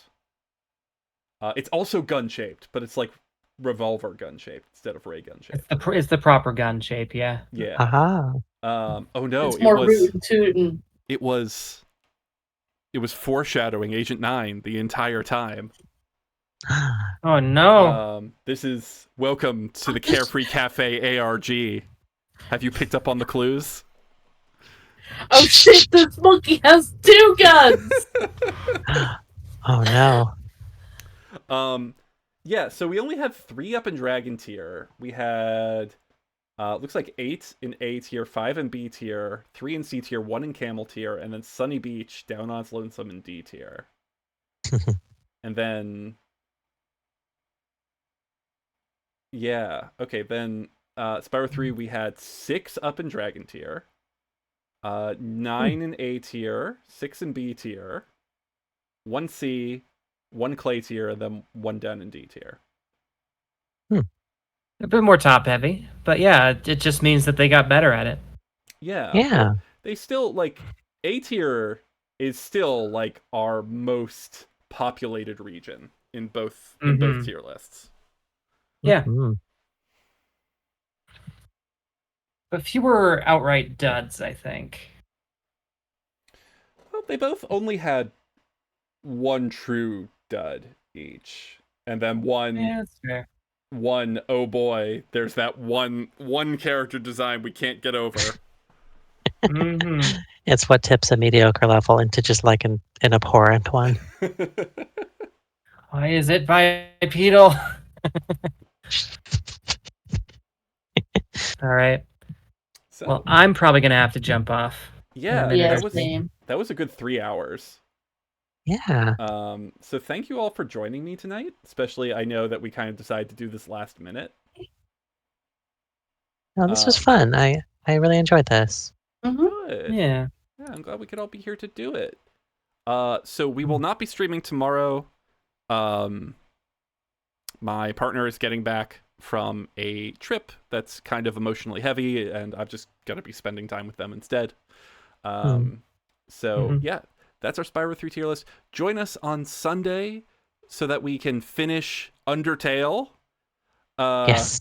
Maddie can see the true final boss, and Frisk can finally return to their bodega, possibly in time to open it for the day. Oh, we'll see. Or We'll deli. see. They Deli, yeah. Sorry, I have to remember our own lore. Mhm. Unless it's a twist. It truly was a bodega this whole time. That's fucked up. Yeah. So Sunday is Sundertale. And then I guess the Sunday after that, Stardew 1.6 is out. So I guess we'll be starting a new Stardew Valley game. Yeah. Exciting. Yeah. Let's Super do excited it. for that. Okay. Mhm. Right. Thank you all for joining us tonight. I'm saying that to my co-hosts. Thank you, my co-hosts, for joining us tonight. Yeah. Thank you, our audience, for joining us, whether you were joining us here on stream or watching the VOD later. If you've made it this far in the VOD, hey, thanks. I hope you're sleeping well, because I assume you just need sound to fall asleep. So, I'm glad we could provide that for you. Yeah, and so if you are sleeping right now, here's a subliminal message telling you to follow us on twitch.tv/carefreecafe. Let's do it. If you do, you'll have good dreams and you'll manifest wealth and happiness when you wake up. And the only ghosts you'll see are Rhinox and bed sheets with flashlights. Yeah. But not your bed sheets. Different bed sheets. Because you're sleeping right now, so I just wanted Your to roomie's bed sheets? wanted Yeah, to not clarify yours. that. Yeah, those. Yeah, they're not in bed with you. Unless. Unless. Okay. All right. Thank you, All right. everybody. Have a good night. Nighty night. Night.